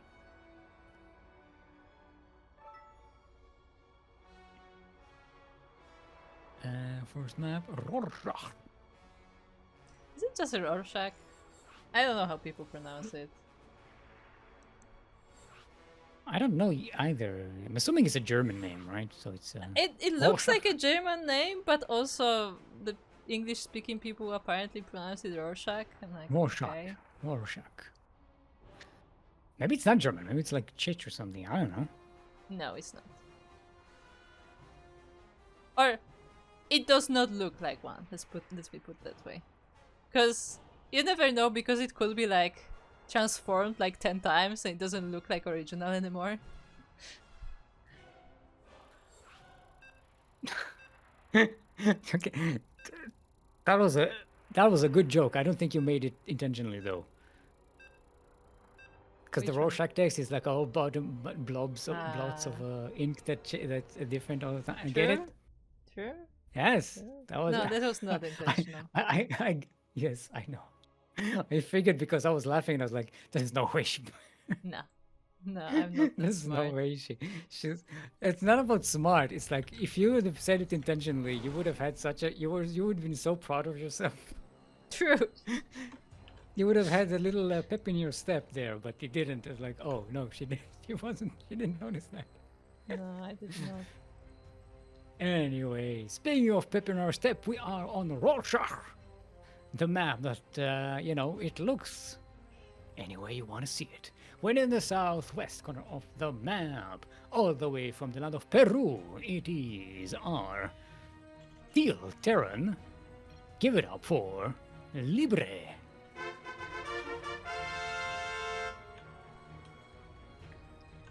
And across the map, on the bottom right side, we have our pink Zerg player from Bulgaria, representing Vanguard. It is... hold on. It is Scorpion. Here I am! Rock you like a hurricane! That's a Scorpion song. Is it? Yes. I'll be honest, I don't know the discography very well. Actually, up to a point, it used to be my favorite band when I was in high school. I listened to them a lot. Nice. Yeah. My high school band was Red Hot Chili Peppers, so... very classic, old school rock type of thing. Mm-hmm. Yeah, like I've heard a decent amount of Scorpions, just like not Not Yeah, necessarily yeah. my Well, they have thing. a few. They have a couple of very, very well-known hits, but Yeah. it's, to be fair, they're a little bit before your time. Yeah. Yeah. They're before my time, so. Like I know my mom will sometimes listen to them. Like, Yeah, yeah, yeah. like Yeah. a lot It's of like, ballads and stuff. I'm like, it's more, yeah, it's more, it's fine Generation X music. type. Like it's fine It's music. more It's Generation just X not for music. me. It's Gen X music more than millennial. I'm an elder millennial, so I'm still on the at the cutoff zone for that like rock ballad, rock anthem type bands from the late 80s, early 90s. Yeah, I mean, again, I will listen to it sometimes. I just like, I'm not, a, I'm not big on like slow ballads kind of person, I guess.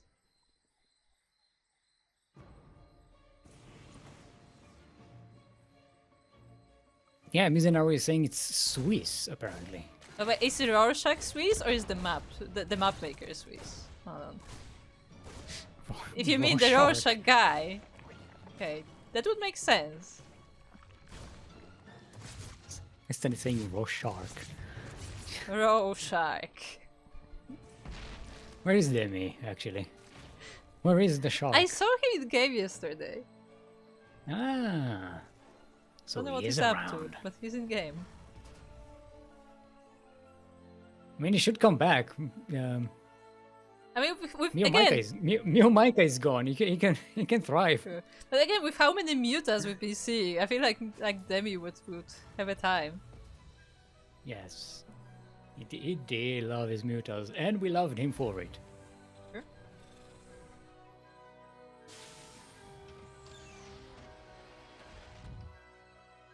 God damn it, still. I actually said still up, and he didn't do it. So we were talking about Zerg, and I said true, and you should say that true didn't make mutas, he just made Zerglings. Oh, I intentionally skipped like 4 true jokes Yeah, but today. this one was talking about Zerg, so you know, it was right there. Well, you know, I've retired that joke. We've been doing it too much, and you're baiting me, but I'm not taking that bait. Speaking of bait, these Reapers almost got surrounded with a lot of speedlings. Yeah, but they do scout the speedlings, but they cannot really do anything about it other than like prepare. One of the Reapers goes down. What do we have back at home? There is no wall. Bunker is being set up. We have a wall on the high ground and Hellions on the way, so that's nice, but the natural will be in danger. If this was Hellbats, yes, but Hellions may not be enough They're against downstairs. that many speedlings. Got a good surround of these Hellions, and they're done. Trying to use the walkers to buffer there. Nice jukes there by Libre, but I don't know if this is going to be enough. One of the Hellions goes down. 2 more Hellions are about to pop out, and I think Libre bought enough time here. Does lose a bunch of workers for this though. Yeah, and I mean the natural is still under. I wanted to say fire, but it's more under teeth.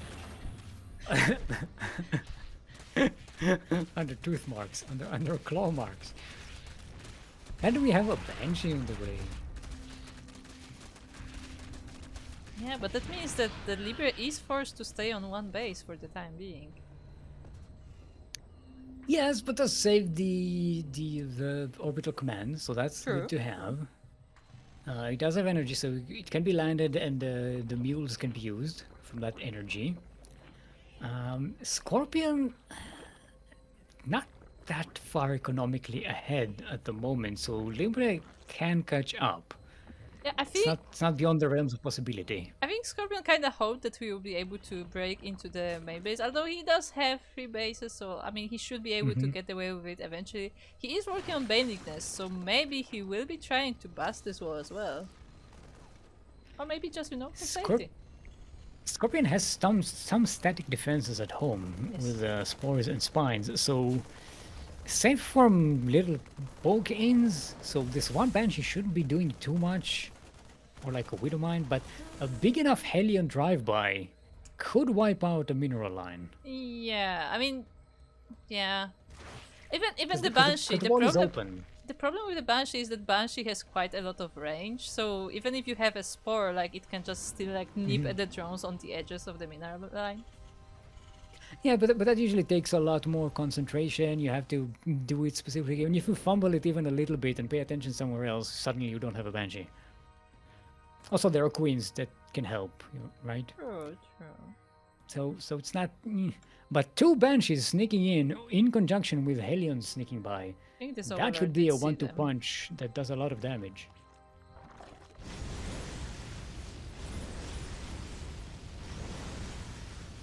Okay, Hellions drawing attention.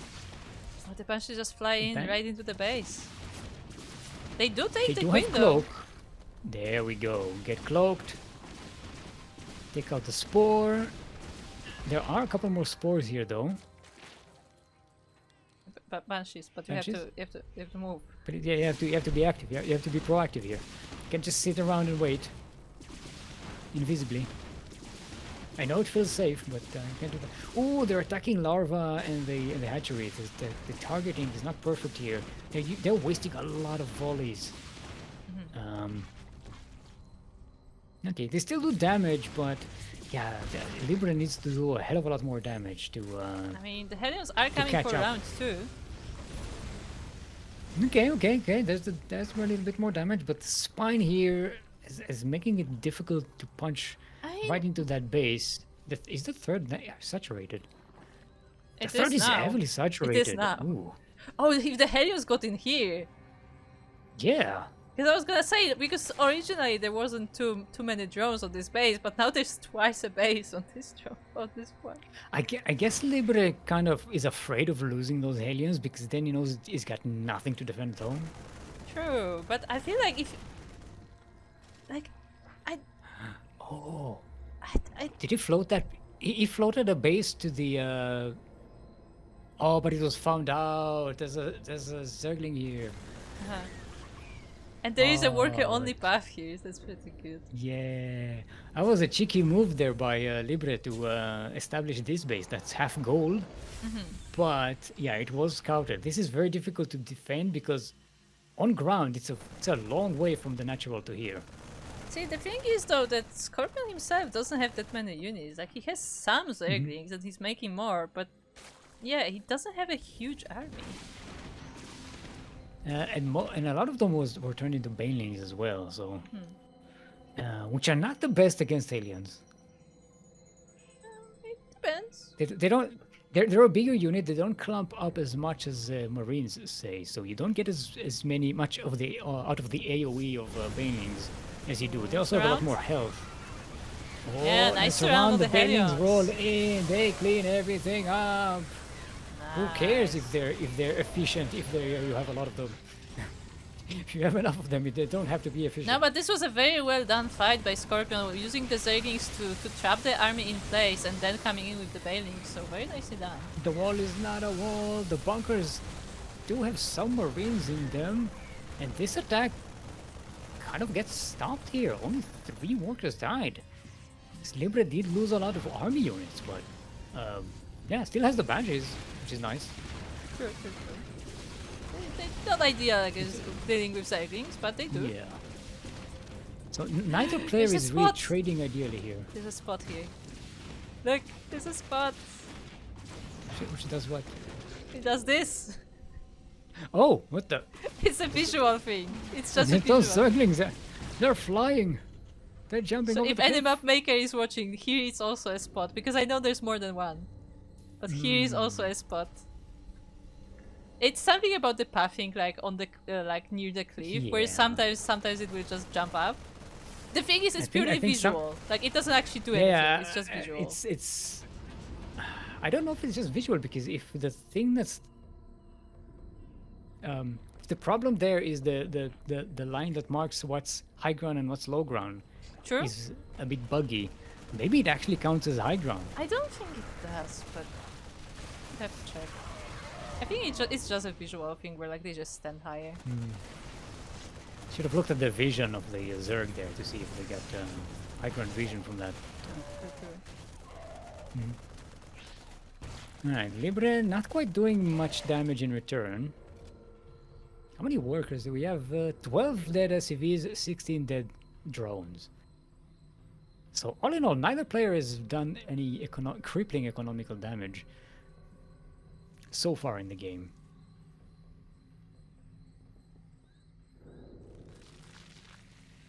Scorpion is just getting all the hatcheries. Yeah, I mean, might as well. Like Libre does not have any control on the map because those Hellions were pushed back. The drop was also found out. So yeah, Libre is just back at home. So Scorpion has all the time to take the bell. Yeah, it's a triple expansion right now, and maybe even another one in the north. It's a gold. That is a gold base. They see me rolling, they hating.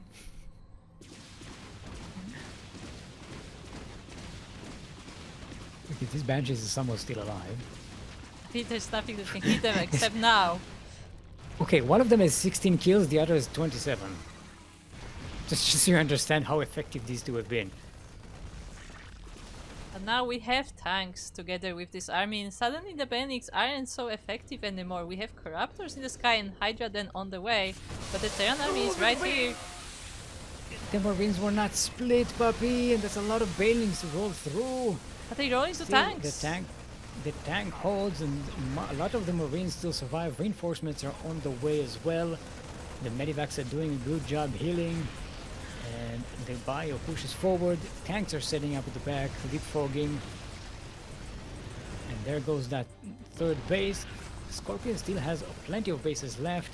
And not a lot of drones died here, so just evacuating them to another base keeps the economy going without doing too much damage. And if Libre goes back and thinks, okay, I got your third base, I'm fine now.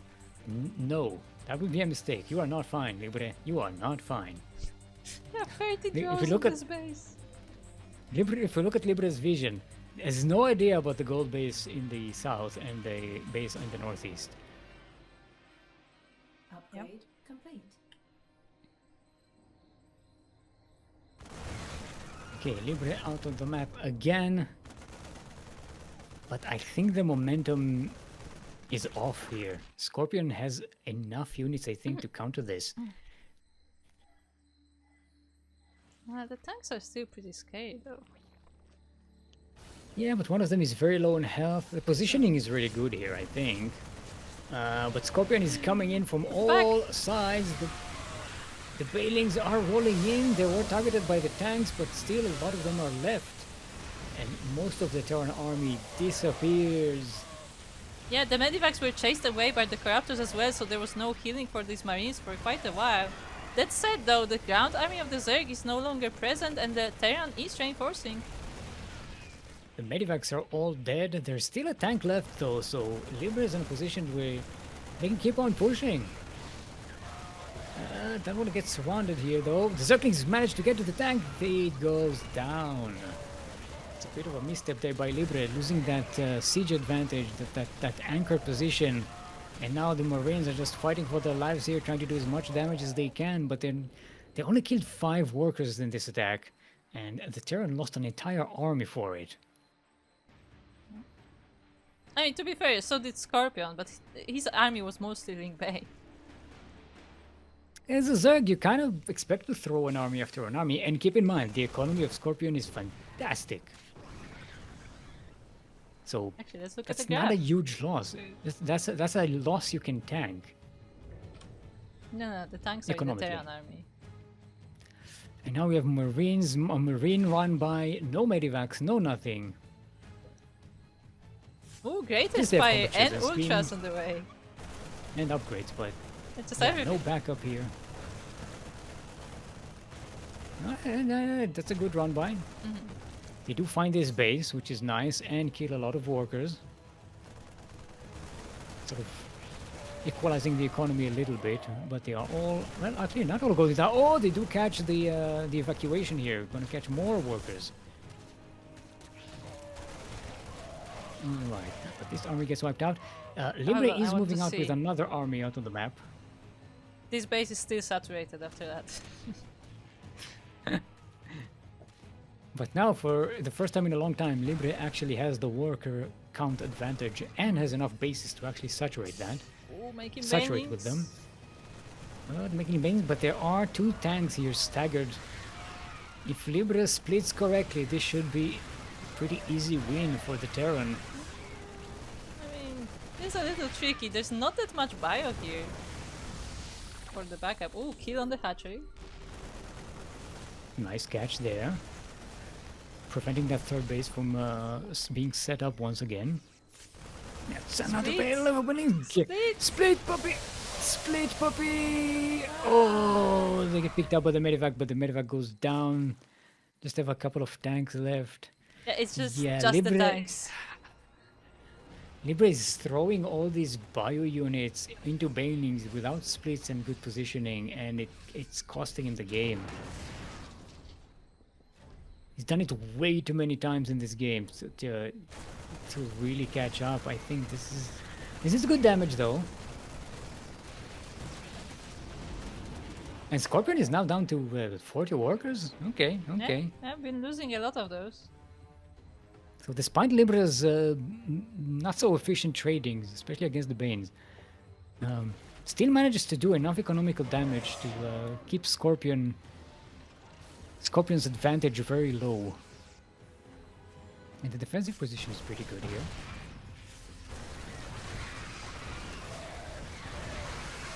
Banelings. Oh, they roll into the bio army, the Zerglings now on the other split. front. But see, this was a bit more splitting there. And with that, the army is gone. GG is called. Yes. Oof. That was a rough fight for Libre, but did eventually manage to do it. Mm-hmm. I mean, both players had very good ideas there and some good execution, but both of them kind of at some point fumbled something that really lost them, like an army out of nowhere, and kind of set them back, and it was very difficult for them to come back. And each time it was another player that was like a little bit behind. Yeah. I mean, I feel like a lot of times, like, Libre had very good army, but like the Banelings would just roll into the Marines. Yes. So that's to say. But at the same time, you also had another moment where like Scorpion ran the Banelings into the tanks, which is not ideal. So you know. Yes. But also a sneak by with the Marines did so much damage to Scorpion that that really put Libre on top there. Despite losing a lot of Marines to those Banelings. Rainfall is going to be our next map.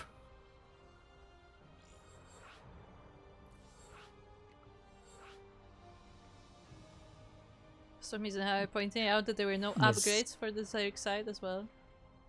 Yeah, so I tried to keep up on the upgrades and who is which upgrades, but things were a little bit too hectic, and I looked at them, and then by the time I looked at them, something else happened, and I was like, like an ADHD thing is happening. I was like, I can't, because I remember looking at the upgrades and wanted to comment, and then I was like, by the time I commented, I forgot.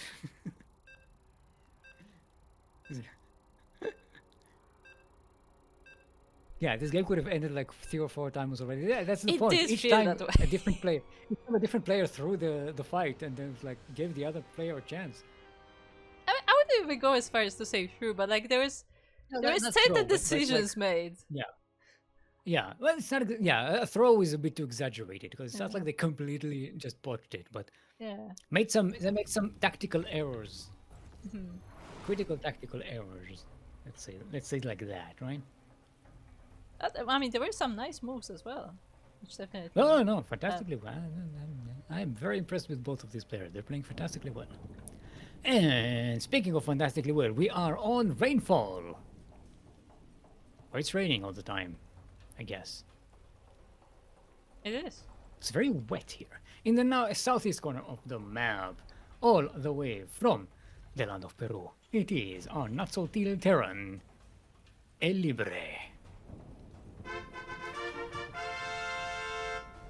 I like how you said it, and then the thunder came in. That was well timed. The what? There's thunder on this map. If you have your ambient noise up. I didn't hear it. If you have your ambient noise up, you can hear the thunder. I recently did it just for fun, and I'm keeping it that way. It's more interesting. Anyway, across the map we have his opponent. It is the pink Zerg player from Bulgaria, representing Vanguard. It is Scorpion.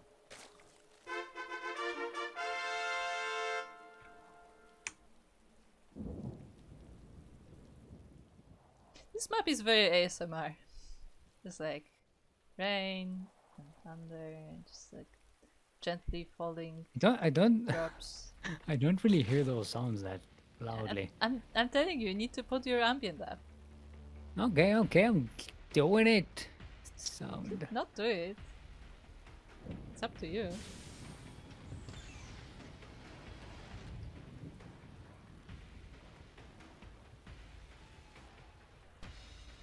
Okay, now I hear. Ooh, that's nice. It's like rain and like thunder in the distance. Yeah. But it's very gentle. It's like just, you know. Yeah, no, I like it.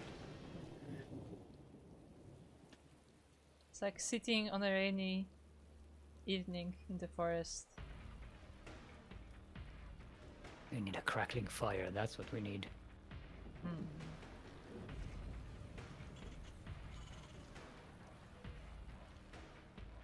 Have a Reaper on the way. You know when you go camping and there's like rain and a crackling fire in the forest? I don't think I ever were camping in the rain. Again, to be fair, I don't think I ever... I was camping like under actual tents like once in my life. So I don't have a lot of experience there. You know, I was camping on a lake when it was raining, and in the lake when it's raining, it's a weird feeling, and it's so it's pretty cool actually. Ooh, the Reaper almost goes down.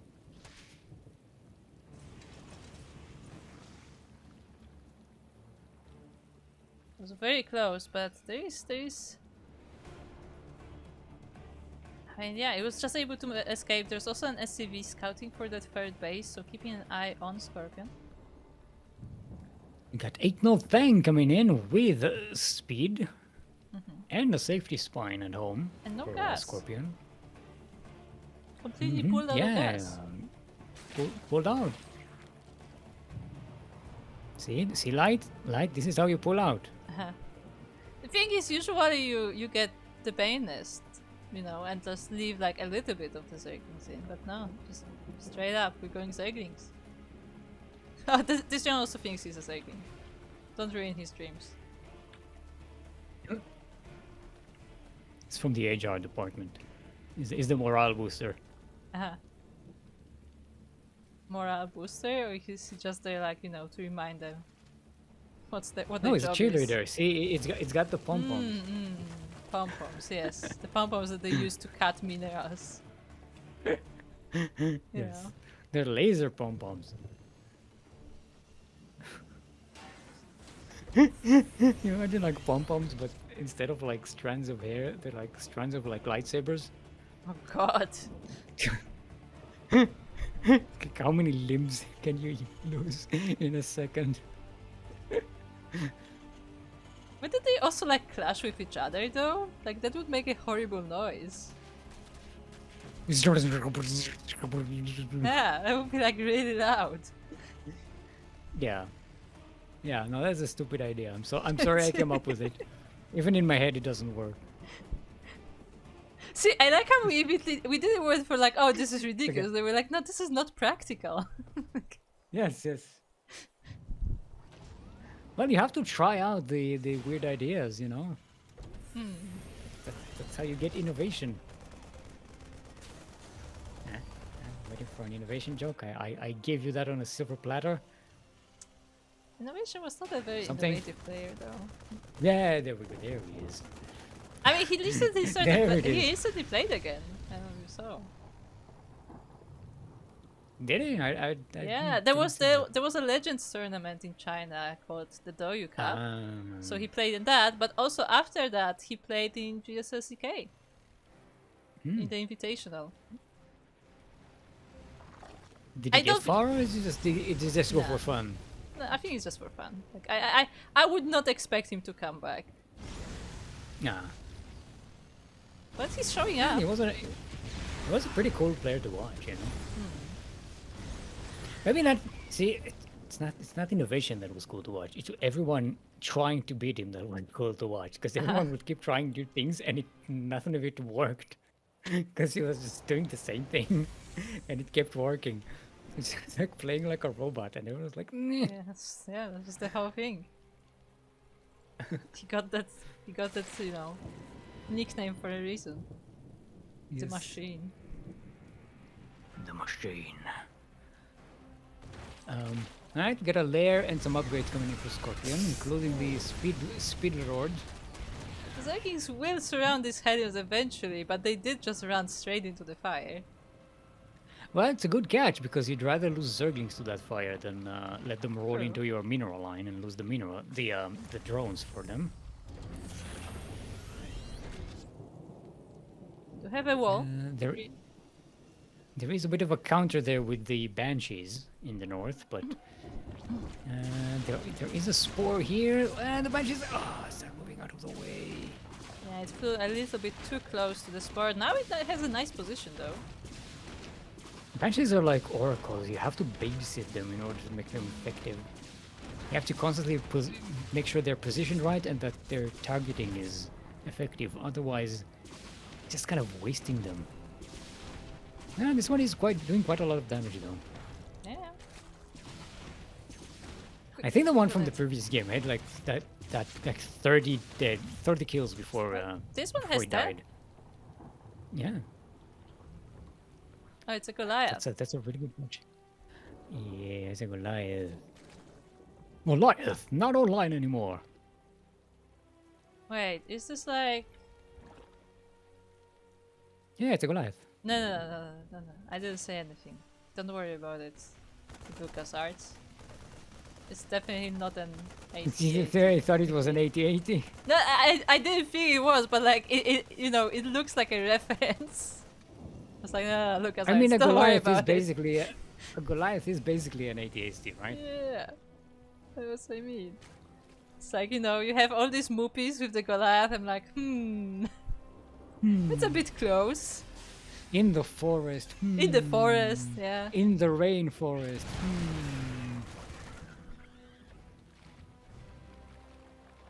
I mean, to be fair, we did mention it before, but apparently StarCraft was supposed to be Star Wars originally. So that's probably why moopies even exist here.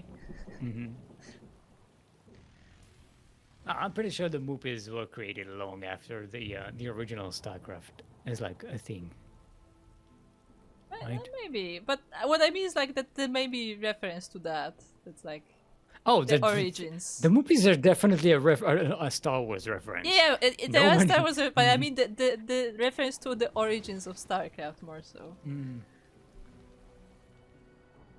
I don't know, because StarCraft as like a genre, as a theme, it's a lot more, you know, Starship Troopers than Star Wars. And Starship Troopers is a completely different, like, separate franchise that predates Star Wars, by the way, because it was a series of books for, you know, movies and stuff. Wait, were the books in the same like tone as the games and everything else? Kind of, yes. They were like a very like political thing, political military type of thing. I didn't read them. I just kind of know about them. Okay. We have a drop in the main base from the Terran. We have the Banshee in this forward 5th. At the same time, the Zerglings are amassing in front of the Terran base. Oh, but Ben's another unsplit by our army goes down. For shame. But the tanks are sniping the Bane, so there was enough of a strategic depth here for the Terran to actually destroy this Zerg army, despite the losses. And Libre is in a position to actually push back and counterattack. I mean, the damage has been... drop here. Nice. Yeah, this drop has been sitting here as the army was across the map and was not really paying attention to this part. At the same time, this base on the front got cancelled by the Banshee, not killed. 13 kills on that Banshee. It's still going strong. Yeah, I don't think the Zerglings are gonna. Yeah. They're trying to They intimidate it. They can't shoot up. Oh no! All the vision here, all the detection. The Banshee is so Doesn't matter. detected now. Super So detected. visible. In fact, it's less visible as if it was because they're blocking it. It's less visible now. And it goes down. That's gotta cancel on that hatchery though. Second time. This is nice. Libre is in a really good position in the game at the moment. Another big push here could really end the game. And that's a kill. Nice. Yeah, the job is distracting the entire Zerg army actually. It manages to barely get through the main base. At the same time we have the main army here, the Zerglings run in. Oh, the tanks were engaged. No. The tanks go down, the Widow Mine is not as effective, but a lot of the bio is still alive, and maybe this is enough to actually wipe out the Zerg army. It is! GG, well played! And Libre will advance to face Mizenhauer in the grand final. Sorry, final. We don't have a grand final today, just a final. Just a final. Just a final, not a grand. Ooh, very nice. Oh, we wanted the change from the ZVP, and we got it. There you go. I'm happy. And now we get another with TVZ in the finals. Indeed. But before that, I guess let us take a quick look at the bracket to just see where we are at. We just finished the semifinals of Libre versus Scorpion, and Libre advances to face Mizenhauer in the finals. Mizenhauer, of course, defeated PrettyFly and Roxas on his way. Libre defeated On2D and Scorpion. And with that, we have our finals, which will be a best of 5, starting soon TM. But before that, we'll be going on a quick break. After which, there will be a raffle. We'll do the random raffle for all of our players who participated today. So don't miss it. We'll be right back. Be right back.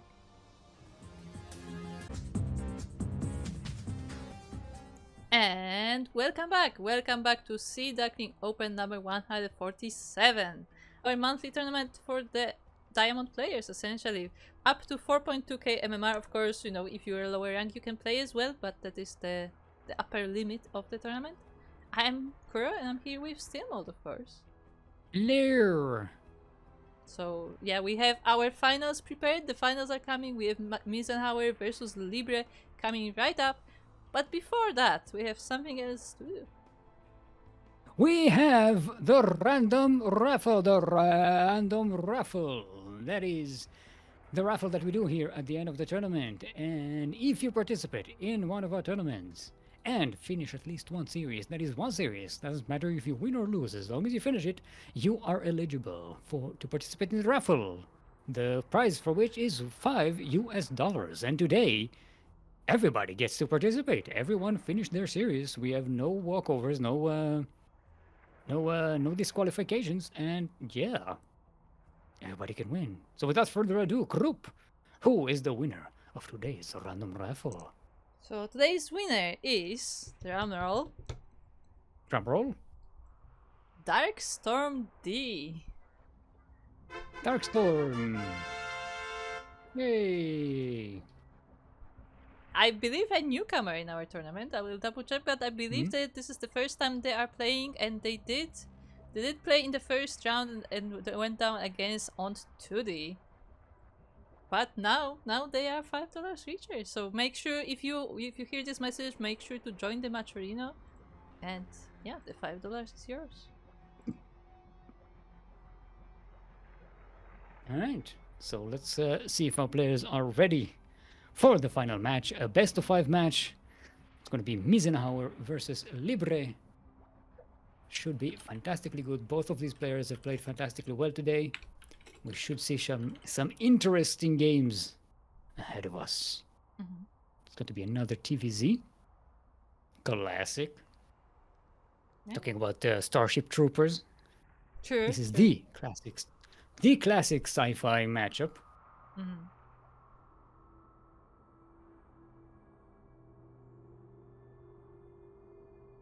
I'm wondering,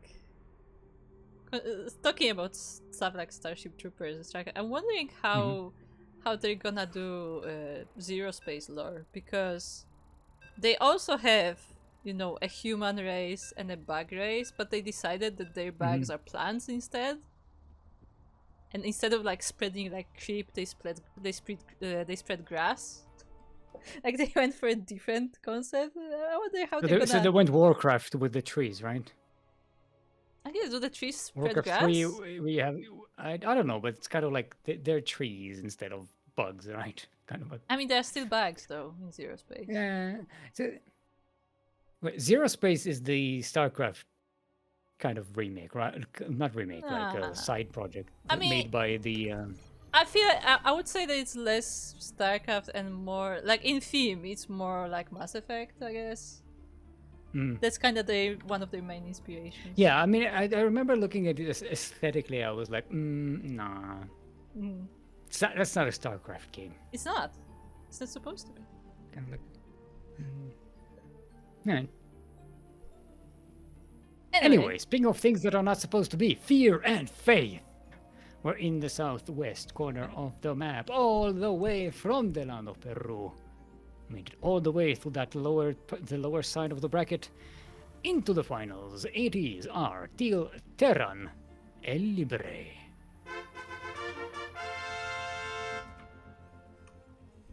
And across the map in the top right corner we have his opponent. It is the Orange Zerg player from the US. Representing an anime girl. It is Mizenhauer.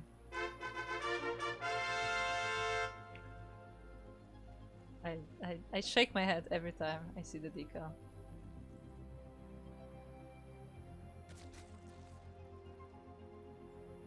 Alright. Psychons. I think the only person older than I am digging up this deep cut science fiction references. Lensman is like a. It's pretty much Star Wars. I think it predates Star Wars as a franchise. But by the time they made like the animated movie in the 80s, they were pretty much like Star Wars clones, but in like because it's not, they don't have the Force, they have the lens, which have a kind of lensmen which have special powers that bend reality, and kind of like it's pretty much Star Wars. It's like the Jedi, but not Jedi. So even though the franchise predates Star Wars, it was still looked at as like a ripoff. Oh yeah, that will happen. Yeah, I remember watching those movies as a kid and was like, "Ooh, that's a Star Wars ripoff." And way later, I learned that it's actually not. Also, they're not the best movies. They're okay, but I tried to rewatch them like a few years ago, and they were like so boring. Holy shit, they were boring. I don't even know how I watched them as a kid. They were so boring. Look, kids have different standards, okay? Yeah, maybe I just like I was so young, and I don't think I even knew English at the time. So it was just like pretty colors moving. So I was like, okay. Anyway, we have a Reaper coming all the way across the map to the Zerg base. Oh, very early roaches from Mizenhauer here. No speed. I'm guessing that's going to be a wall busting for the Ravagers. I try and bust that high ground wall. The thing is, like, I mean, it takes a while for them to get there, but the first roaches are already marching across the map. Yeah, and one already being turned into a Ravager.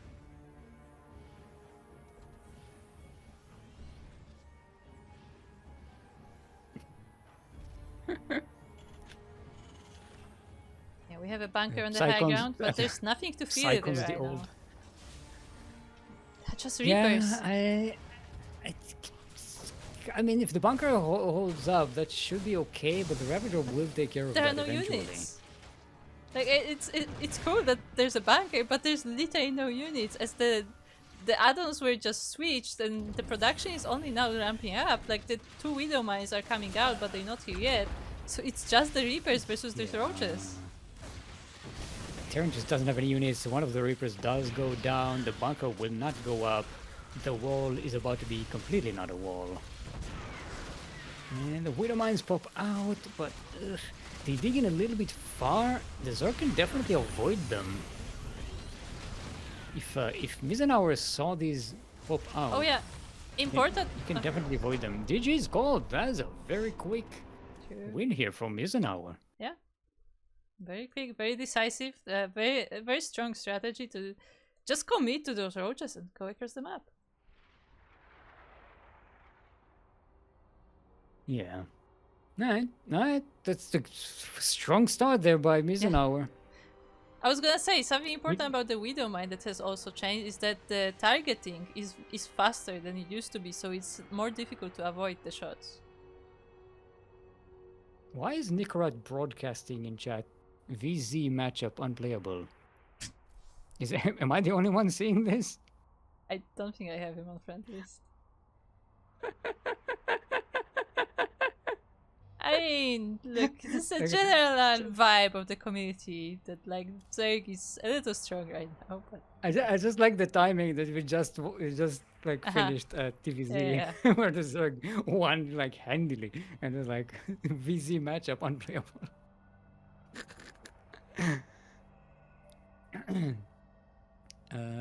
Washout is going to be our next map. We haven't seen that one today.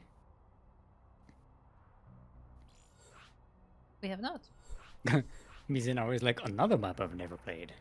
Yeah, it's how it's new. Yeah, also we should note Mizenhauer before this match started, it did say that the previous map, the Fear and Faith, is a map he doesn't know. Yeah, Lita had to look it up before the game. So maybe that's why he went for this. So like, it's a map I don't know. Let's just cheese. Let's just do some cheese. It's probably why, honestly.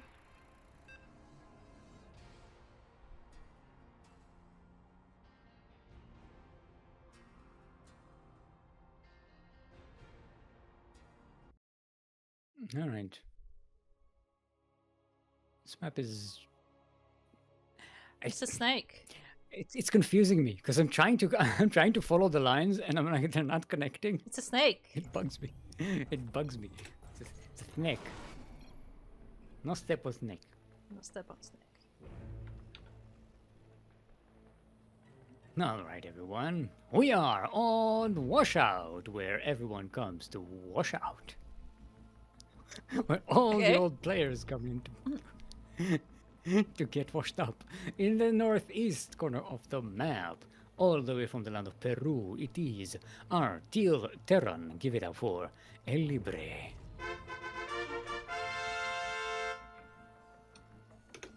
And in the bottom left side of the map, we have his opponent. It is the orange Zerg player from the US. It is Mizenhauer.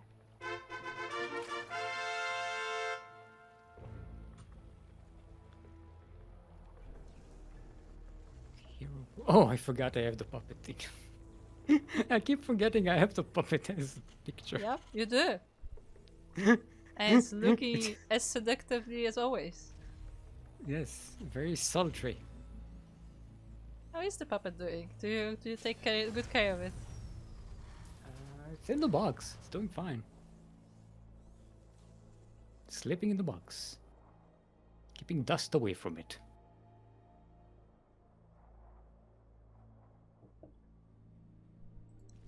Alright, another scene of a massacre on the map. Yeah, it's that map.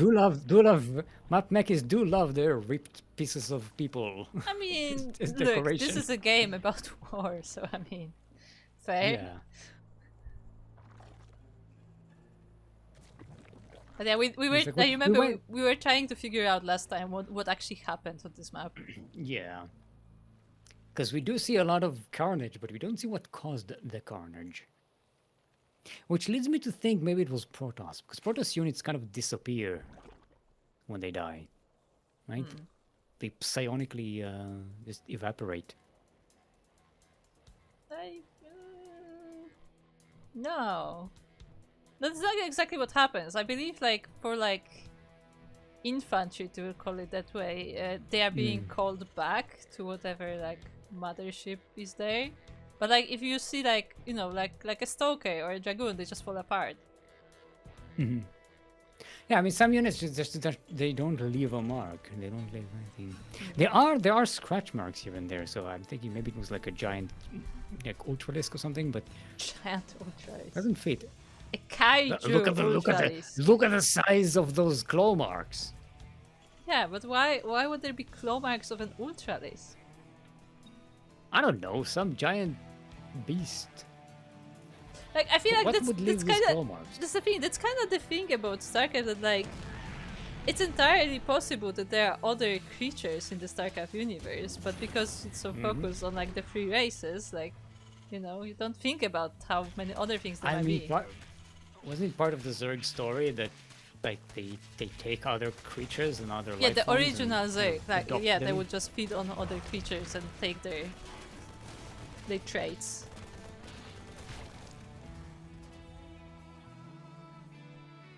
And I mean, there are a lot of like, just, you know, unrelated third-party creatures on the maps, you know, both in campaign and in the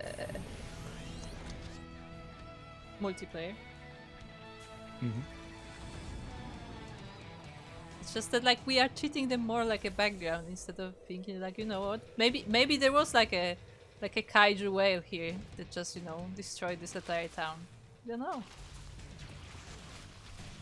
And it's Terrans, they can deal with the Zerg and the Protoss. I think they'd be fine against some random. I mean, what if it was like Leviathan, you know, sized? Could be. Anyway, then we have these roaches. claws would be too small. The poor Reaper! Did you see the Reaper? He's trying to get through the roaches. It just exploded me there. I mean, this time Libre has a much better defensive position here with the bunkers up. So, and there are actually units in the bunker. Yeah, so Mizenhauer isn't going to have as easy of a time finishing this game. But still, it's still a lot of pressure on Libre here to break out of this this siege position. Quick repair on that bunker. It's really good. Cyclone is just about to pop out, so that will be able to snipe from far away. It's Yaku cursed. It's not exactly Yaku cursed, but yeah, I don't think it's particularly useful on that side of the wall. Because Mizenhauer does not want to go up that ramp. Choop. Okay, getting rid of the high ground vision is really important. So now Mizenhauer has to climb up on top of that ramp just to do damage, and he knows he has to kind of back away. I think without the high ground vision, it's very difficult to stay there. He's kind of trying to bait some of the army downstairs as well, just, you know, to maybe snipe that Cyclone or something. But Libre is just slowly building up. At the same time, though, Mizenhauer is able to establish a third base, starting to slowly saturate it as well. There's no more roaches coming, so this is just this, you know, early aggression to destroy the Terran's economy, but behind that, Mizenhauer is just, you know, muckering up. Yeah, it's a pretty good siege position, keeping the Terran in one base, while at the meantime you're drone up, and Mizenhauer is pretty well droned at the moment. Now Libre has to break this siege. This is, I think Libre has enough for this, especially once that tank finishes. So it will have to go into the low ground maybe, though. Or try to bait those roaches in. Well, it has to break the siege. It has to go into Mizenhauer's position. You can't just sit and wait, because Mizenhauer will just get the better end of that deal. Well, you say that, but the Cyclone is doing a pretty good job. Yeah, because now Mizenhauer has to be baited in or go away. You can't just stay in one position. Okay, there we go. Libre breaks the siege, and now finally has a second base. It's a good thing you have mules, Terran. You know, we have a binding nest on the way from Mizenhauer. He did get a lair, so he can switch to Hydras or Mutas or anything else. And there's a 4th base on the way as well. Yeah. Just for good measure. Why not? And it's a hybrid base as well. Why not? Yeah, it's a half gold. Although to be fair, by the time you get a 4th base, the mineral income is not the critical bit, right? It's the gas income that usually limits your abilities. What is that truck with a gun on it? Yeah, there's a truck with a gun on it. Exactly what we said. And I think those are Zerglings? Yeah. Yeah, I think, but yeah, they actually added some clues as to what's happening. Yeah, it was a TVZ. I guess so. Now we have proof. No. Imagine if there was a fight between Terrans and Zergs, and then both of them got demolished by a kaiju. By Protoss? No, by a kaiju. That's why they didn't live. Okay. No, I'm still going with my kaiju theory because that's more fun. Submerge my hedge. Ooh, we have Burrow for the Zerg. Nice. And the Spire. Going above ground and below. Could you imagine like a sandwich, like this Mutas on the top and like Zerglings from the bottom, and they all like crash on an army? And roaches. True, because roaches can move. Yeah. True. Yeah, that's the one of the campaign. There were 2 maps where you can choose. Yeah, there was. Where you kill the Mutalisks or the Nidus worms. Yeah. To choose which one is going to be a problem for you in the last map. Oh, nice drop here from Libre. Getting into the main base, but there's so many queens here. There's a Moopy hologram there. Yes. Hello.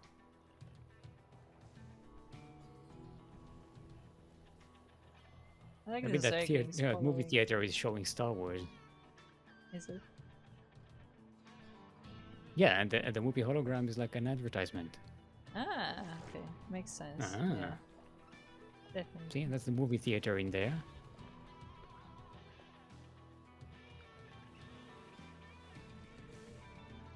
Is that another Zergling? I think this is another Zergling. Yeah, it's a Zergling. It's a couple of Zerglings there. And there's a Hydralisk on the left there. A dead one. They're just sneaking by the army.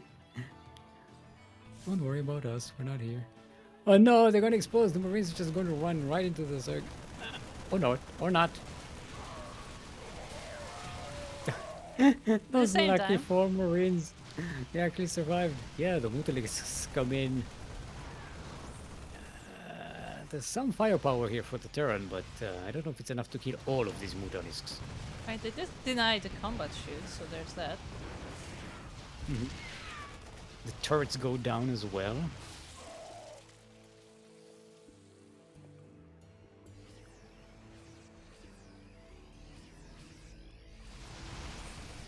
Ugh, it's a lot of Mutas. Try to snipe that command center being constructed. That would be a very good catch. But how many Mutas is it? It's a problem of Mutalisks. Okay. Now I know. It's not as much. It's not a catastrophe just yet. What about the Zerglings though? Because Mizenhauer did lose one. The Zerglings? Well, the Zerglings are Zerglings. There's no... It's what SCV just pulled the entire army back. That's amazing. Yeah. Hero SCV, and in the meantime there's a drop in the 5th base. Actually, that's the 6th base of Mizenhauer.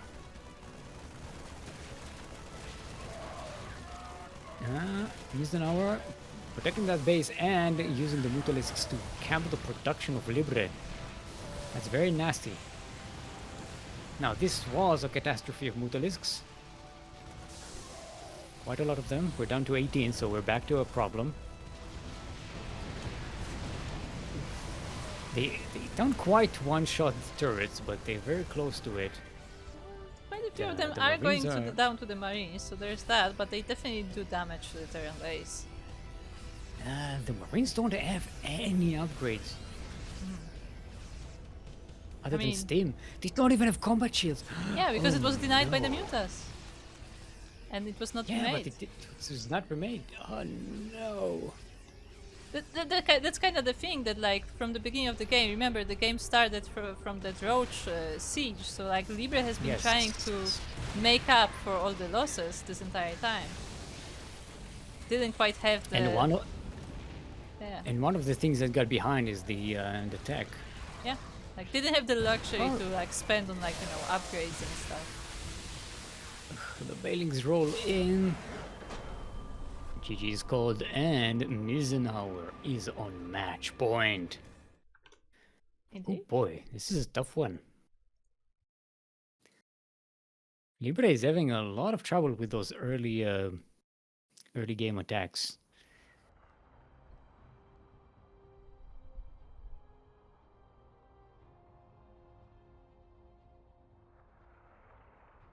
So even though this Roach Ravager attack by Mizenhauer, this game did not end the game as quickly as it did in the first one. It set Libre up, set Libre back quite a lot for quite a long time. Yeah. Okay, let's see what the next map is going to be.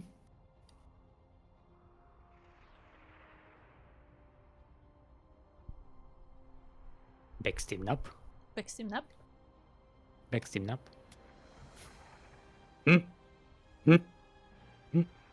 Backsteam up.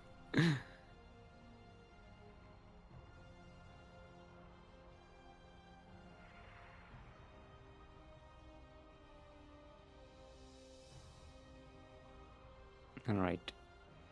I guess they're just okay. Sanctuary. I was like, they're probably going over the list and like, I have no idea what any of these maps are. I mean, to be fair, at this point they should have played a few of them at least. Yeah. So which one did you not see? Lockdown, and that's another one. Don't think we saw Lockdown. Just trying to catch up on the map bingo for today. And Eternity's Edge. So we're 2 maps away from the map bingo today. Very proud of myself. I actually searched for that in my memory. I didn't look at the list. I used my memory just like olden days, where I could remember things. Unfortunately, that's an achievement nowadays. Oh, and Blackrock. We didn't see Blackrock. True. We did see Black. Have you seen the new version of Blackrock yet? I don't think you have. No. Because the Blackrock Ladder Edition is different from the Blackrock we are featuring in TLMC. We'll get to that. Do you want to know the absolute truth? Mm-hmm. I don't remember Blackrock from the TLMC either. You will remember it if I tell you. But first, let's introduce our players. Welcome everyone to Sanctuary 3 LE. We have 3 LEs, not just one. We're in the northeast corner of the map, all the way from the land of Peru. Has to completely sweep this entire match to win the tournament. It is our Teal Terran. Give it up for El Libre.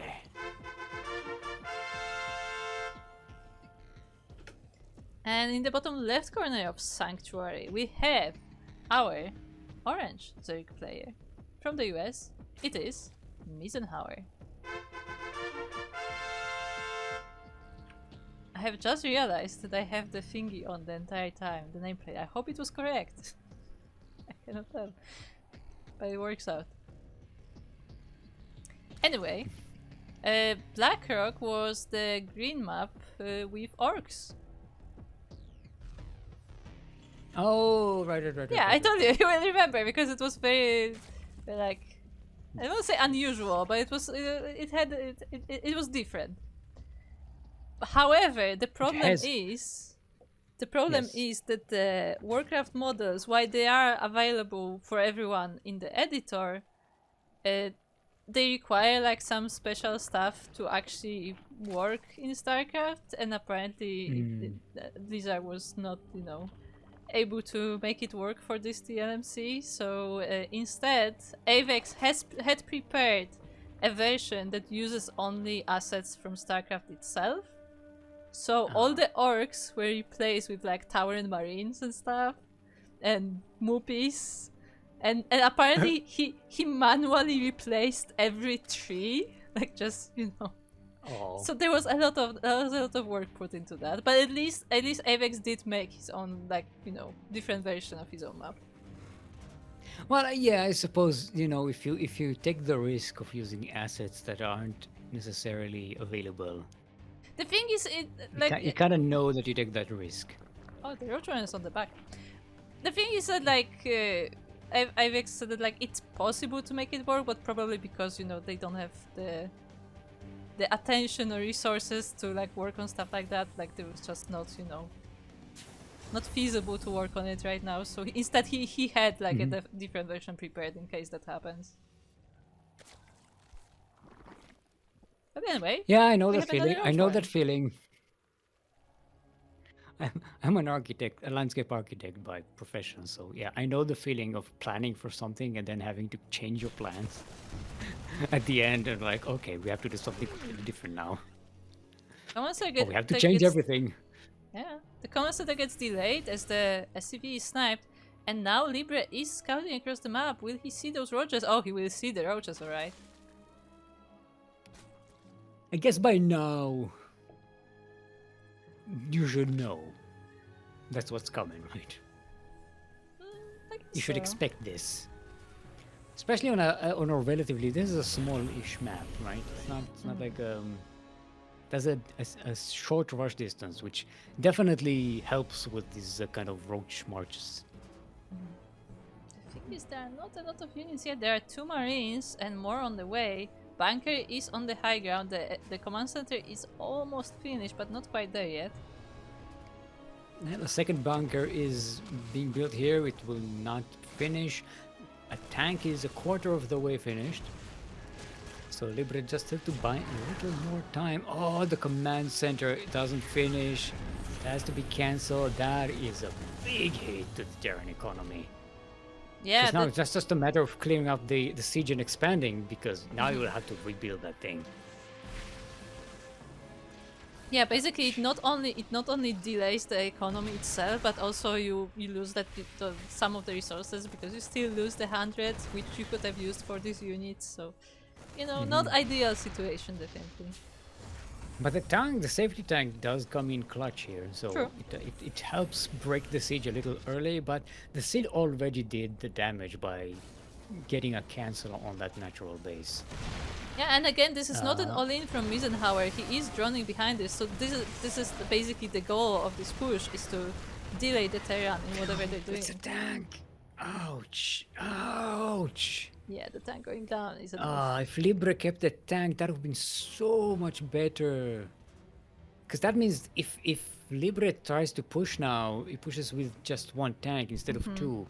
And if he tries to defend, again, he only has 1 tank instead of 2. Or he could push with a tank and keep another tank at home to defend against some kind of shenanigans. That's the thing. But right now, Mizenhauer is focused on macroing anyway. So at least Libre has that time. There's no immediate second wave coming from the Zerg. I do like the Blue Flame Hellion thing, because that is what you want to punish a greedy Zerg, which Mizenhauer is right now. Not a lot of defenses and a lot of droning up. Yeah. So Blue Flame Hellion is definitely the thing to punish this. He's now working on the spores, just as I said it. Yeah. Oh, maybe no. Sending 1 Hellion will expose this. Because it already. Oh, it doesn't shoot. It should. It does have that. It does have the blue flame on it, but I don't know if Mizenhauer sees it and notices Yeah, that. it's like a very small detail, so I Yeah, don't it's know a if small it detail to paid notice attention. on an already blue unit. So I never even realized that they changed the flame. now the family goes out. That's the plural of aliens. Family. Ah, true. Okay, I get it. I get it, still mod. That's an Asher Bro joke. I love that so much. Well, they do burn quite a few drones. There wasn't that many on this base to begin with, but at least all of them survived. Yeah, I would like Mizenhauer to actually respond to the existence of Blue Flame, just get something a little more beefy. He's getting more roaches, but no spines. I mean, I don't know if you need spines. If you have that many queens. Libre didn't lose any Hellions there, so this is very dangerous. If this gets into a base, it will destroy that mineral line. As long as it's even mildly controlled.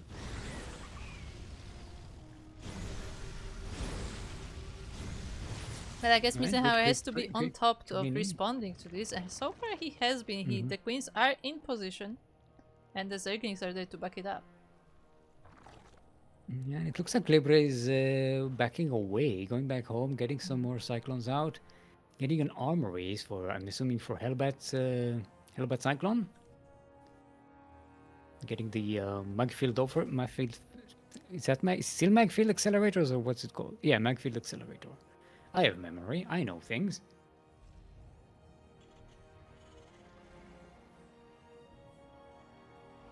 My memory may not be an SSD, but it's still active. Oh, the Hellions get caught. They get caught, and they get caught by roaches, so don't quite care about the Blue Flame. Yeah. I think the Blue Flame only does extra damage to light units, if I recall correctly, right? I may be wrong. Let's double check. Guys, why does still keep asking me about specific things? Hellion. I think we've already checked that a bunch of times on cast, and I keep forgetting.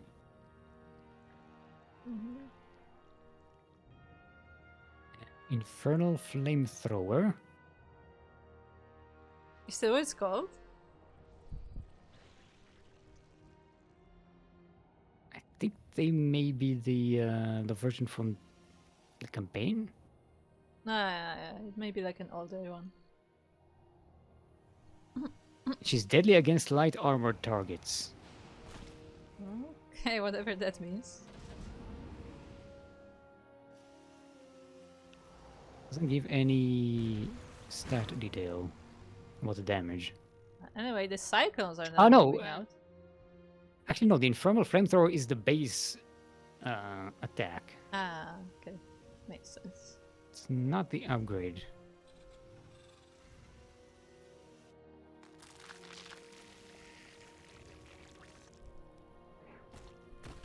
Okay. Damage 8 plus 6 versus light, and the Blue Flame is a pre-igniter, Infernal pre-igniter. There you That's plus 11. So it does plus 5 damage versus light. Okay. Over the regular one, which already does plus 6 versus light.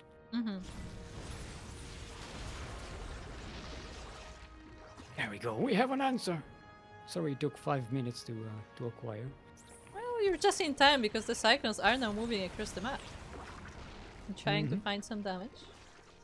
Just poking and across stuff. the map, but look at the southwest of the map. It's all creep. Look. This is... it's going to be very difficult to punch through that. There's so much Zerg around and a much better Zerg economy. The trades from Libre are going to have to be phenomenal. Yeah, that gives a lot of time to Mizenhauer, who's now going with the Hive. Hydra then is almost finished, and a Zerg army is across the map. Like it got up here. Okay, nice use of the lock-ons here. killing. It's almost an AoE attack here, which is nice. But you're gonna have to do a lot more of that in order to dwindle this massive Zerg army, which is now actually in a position to kill this third base of Libre. Yeah, they're focusing on killing this Cyclone instead, as the orbital is floating. Okay, the Cyclones are dwindling as well. Thing is that Mizenhauer can reinforce a lot easier. Actually, it's not supply blocked, so maybe he can't. Yeah. Got 5 overloads on the way, but they kind of neglected the supply situation. Still doubled the army supply. Yeah, exactly. Like I was gonna say, like, yeah, he's supply block, but he has a lot of stuff. Exactly. It's supply block because his army is already double.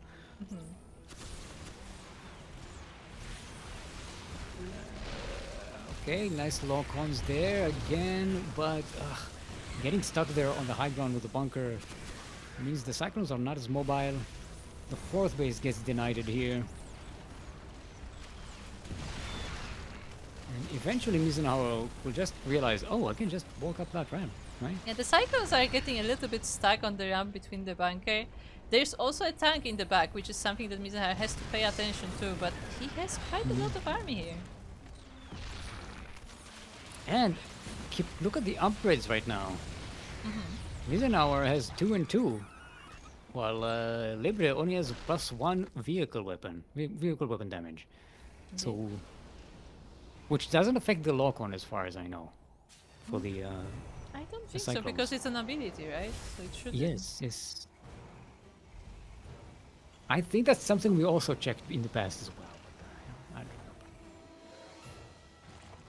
Because remember we had that one game where someone didn't take upgrades because they weren't mass Cyclones? They didn't get any upgrades, and it was like, oh, this is like next level game. They knew they won't need those. And then later we asked the player, and they're like, oh no, I just forgot to get upgrades. Yeah. Well, the Zerglings are now running into the Cyclones. They're able to surround quite a few of them, but not a lot of them fall down. Now they do. That's a big amount of tanks and Cyclones here. There might be enough. That's a lot of Ravagers. Think about Ravagers. They can shoot the biles and still do their own damage at the same time. Yeah, I don't think Mizenhauer has quite enough to break the entire Terran base yet. Like, he will deny this one, of course. However, the upgrades are about to kick in for the Zerg.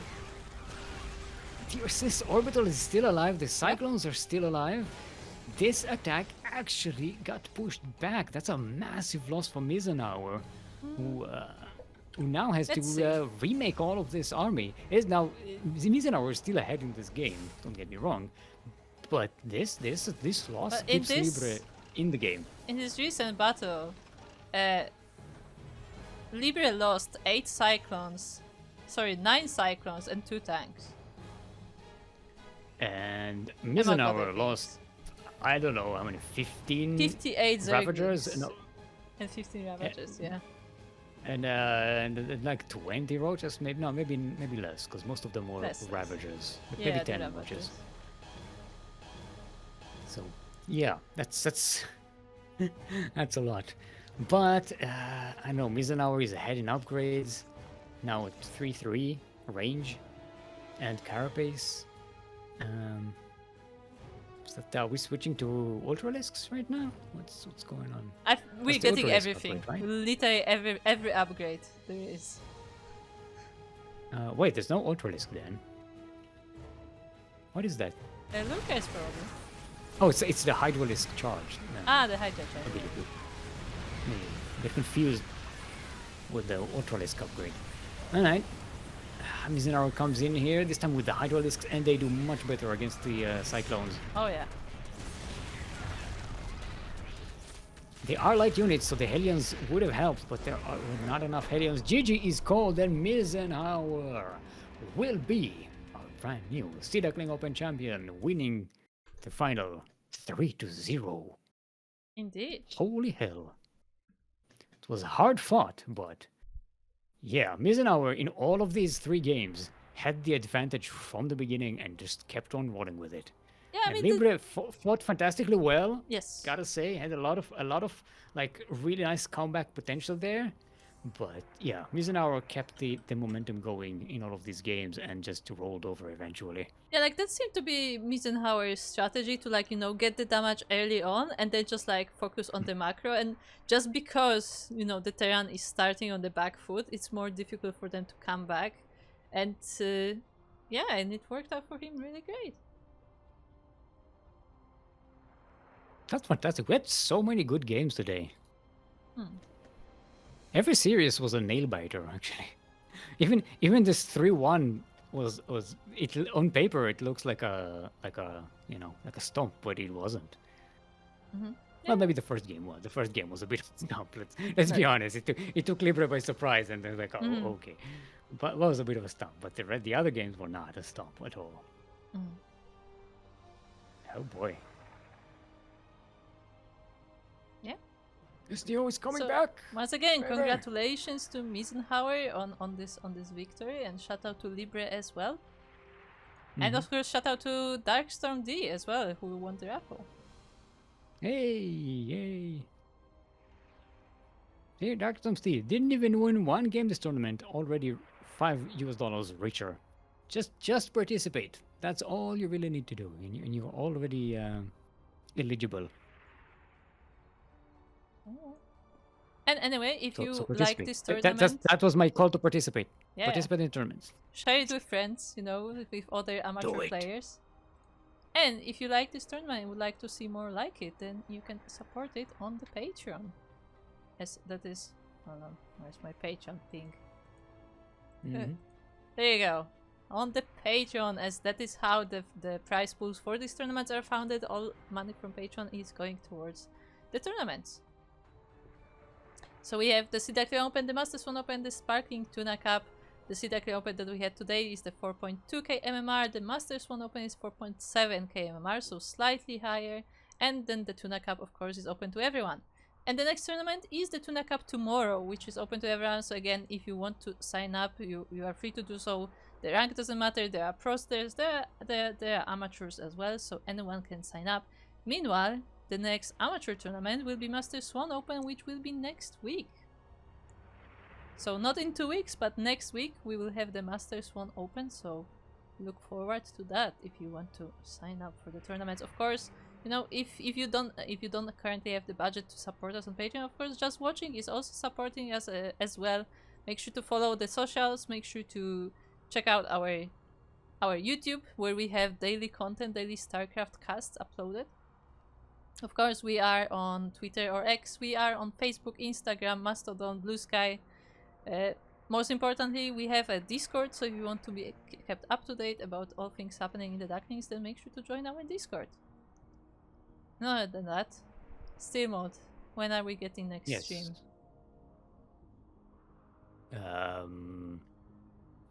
At the time when it is streamed, of course. Not a moment earlier. It's going to be Sparkling Tuna Cup tomorrow. The same time as this tournament, I believe. Okay. Same starting time. Yeah. Sparkling Tuna Cup. It's our professional open tournament. Well, professionally, it's open to anyone, so it's populated by a lot of professional players. You want those replays? Exclamation point Patreon. Or subscribe right here on Twitch. You get replays from those. It's pretty good. Good. Twitch subscribers and YouTube members and Patreon supports do get access to replays from a lot of our tournaments, including the Sparkling Tuna Cup that is happening tomorrow. So if you want to check out some builds from the pros, then that is available to you there. Yeah. And of course, our next amateur tournament will be the Masters 1 Open next week. Again, same time as today is the Sea Duckling Open. It will probably be casted by myself and Kuro as well. This is our thing. This is what we do. We enjoy it. So yeah, Masters 1 Open, that is 4.7 MMR or 4.9? 4.7. 4.7k MMR. No, 4.7. 4.7. Not 4.7 MMR. Look, you made fun of me last time. I'm not letting you go. Yes. 4.7k MMR. So yeah, if you're eligible, you can play. Yeah, and with that, of course, you can find me either working behind the scenes here on the channel or on my own channel at 16 Squads and Sekibo on Twitch and YouTube, where I usually do stuff that is not StarCraft, because, you know, this is our StarCraft channel, so our other channel usually is for other things as well. And on that, this will be all for today. Stick around as we will be raiding another StarCraft streamer. So make sure to give them some love. And we will see you guys next time. Bye. Bye.